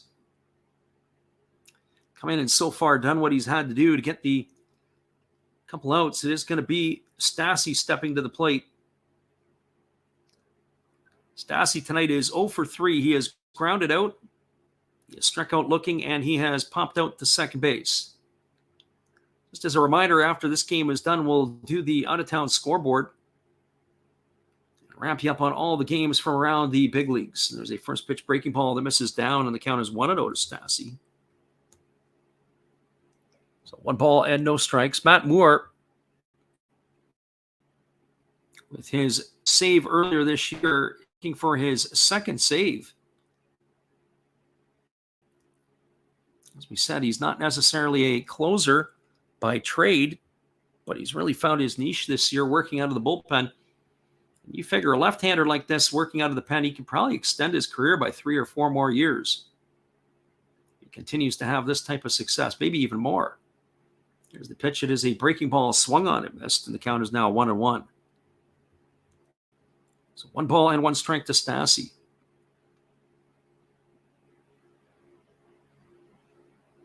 Lefty Moore has the batter Joe Adell, who was on deck. Certainly doesn't want to face that threat when he comes to the plate. There's a breaking ball that is swung on and missed, and now the count goes to 1-2 on Stassi. Adell does have the ability to put the ball in the seats. Stassi's got 6 homers on the year. Moore's got him in the hole at 1-2. The lefty gets his side from his catcher, and he's ready to work. And here comes the pitch. It is a breaking ball swung on. It is tapped slowly over to second. Fielded by Josh Smith. He flips it to first, and that is going to do it. It is a ground out 4-3 for the third out of the inning. The Angels leave a runner aboard. There was no runs, 1 hit, no errors, and that 1 runner stranded. Your final score is the Texas Rangers 2, the Los Angeles Angels nothing. Stick around, everybody. We'll be right back here in just a moment. And my friend Quaffs asked the question, and we'll get you back here after that with a couple of answers for you. Hang tight, everybody. We'll be right back after this. Thanks for checking out Freddie and Last Raps Baseball. It's time to announce the winners of this month's Mystery Pack. Boom! Josh S., you're the winner. Congratulations. Enjoy the game, and remember to tell Steve Rademacher, take a haircut. Back to the game. Our friend Quaffs was asking about some of the music, the stock music on In Between. And there's one, you might want to make a note of it. You can go and check it out. One is called Bar Crawl. One is called Gunpowder. Another one's called Skyline. And another one is Luke's Rage. So those are some of the ones that we play on the in-between innings that you may have liked tonight. I think the one that he liked the best was the Bar Crawl. But that is the ones that you want to look at when you're getting a chance to go into YouTube and their music section. So we've got the out-of-town scoreboard to give you. And this one is now a final, but we have other finals across Major League Baseball. Only one other game underway, and that's the Giants and the Cubs. That game right now is 4-2 for the Giants. That is in the bottom of the 8th inning. The Giants are threatening as they got runners on the corners with nobody out. They're looking to pad to their lead in San Francisco. Final scores from around the Major League Baseball. It is 5-3 for the Blue Jays. They knocked off the Tigers tonight. 5-10-1 for the Jays. 3-4-2 for the Tigers. Yusei Kikuchi got the win. He's 4-5. Tyler Alexander took the loss for Detroit. He's 2-4. Jordan Romano got his 22nd save of the season for the Jays. Again, your final 5-3 Toronto. Baltimore Orioles knocked off the Tampa Bay Rays 3-0. 3-6-0 for the Orioles. 0-4-0 for the Rays. Lyles got the win. His 7th against 8 defeats for Baltimore. Yarborough took the loss. He's 0-6. Bautista got the save for Baltimore. It was his 3rd. 3-0 Orioles beat the Rays. The Marlins knocked off the Reds 7-6 in Cincinnati. Zach Pop got the win. He's 2-0 now as he picked that up in relief. Hunter Strickland took the loss. He drops to 2-3. And it was Scott getting the save. His 14th of the year for the Marlins. Unfortunately, Marlins today announced their former number 1 pick, Max Meyer, is going to have to undergo Tommy John surgery. He made his debut this year. And he is done for the season. Philadelphia Phillies knocked off the Pirates 8-7. It was 8-15-0 for the Phillies, 7-7-0 for the Pirates. Zach Wheeler gets his 9th win against 5 losses. Thompson takes the loss. He's 3-8 for the Pirates. Sir Anthony Dominguez gets his 6th save of the year for Philadelphia. Again, your final 8-7 Phillies. The New York Yankees knocked off the Kansas City Royals 1-0. Yankees had a walk-off home run in the bottom of the 9th inning off the bat of Aaron Judge. 1-2-1 for the Yankees, 0-4-0 for the Royals. Clay Holmes in relief gets the win. He's 5-1. Scott Barlow takes the loss. He's 4-3. The Boston Red Sox knocked off the Guardians 4-2. 4-6-0 for the Red Sox. 2-5-0 for the Guardians. Diekman gets the win in relief. He's 5-1. Tristan McKenzie takes the loss. He falls to 7-7. Garrett Whitlock got the save. That's his 3rd. The Seattle Mariners went into Houston and suddenly saw their 3-game win streak come to an end. The 2nd time in less than a week that the Astros have broken a Mariner win streak. They did it last Friday when they snapped the 14-game win streak with a victory at a series sweep in Seattle. And then tonight, the Mariners lose to the Astros 4-2 in Houston. 4-6-0 for the Astros, 2-5-1 for the Mariners. Montero got the win in relief for the Stros. Munoz gets the loss. Presley got his save, the 21st of the season for Houston. The Los Angeles Dodgers knocked off the Colorado Rockies 13-0. 13 runs, 14 hits, no errors for the Dodgers, 0-7-3 for the Rocks. Tyler Anderson goes to 11-1 on the year. Jose Urena takes the loss. He drops to 1-3 on the year for the Rockies. And again, your final score here between the Rangers and the Angels, 2-0 for Texas. The rundown is pretty quick. In the 4th inning, Nathaniel Lowe hit a home run off of Shohei Ohtani to open the scoring. A solo shot in the top of the 4th. In the top of the 5th inning, with 1 out, Josh Smith singled. And then with 2 out, Corey Seager had a double knocking in Smith. That increased the score to 2-0, and that's how it ended. 2-10-0 for the Rangers, 0-5-0 for the Angels. The win goes to Spencer Howard. He goes to 2-2 on the year. Shohei Ohtani gets the loss. He's 9-6. Matt Moore gets to save his second of the year for the Rangers. Again, everybody, we appreciate y'all for being here and listening in. We'll try to come back and do the Japanese game in the middle of the night. So if you're around, pop in. We appreciate y'all for being here. Once again, it's been another Last Rounds Baseball video production. We hope you all have a great night. We'll catch you guys again later, maybe tonight when we're doing some Japanese baseball. Have a great night, everybody.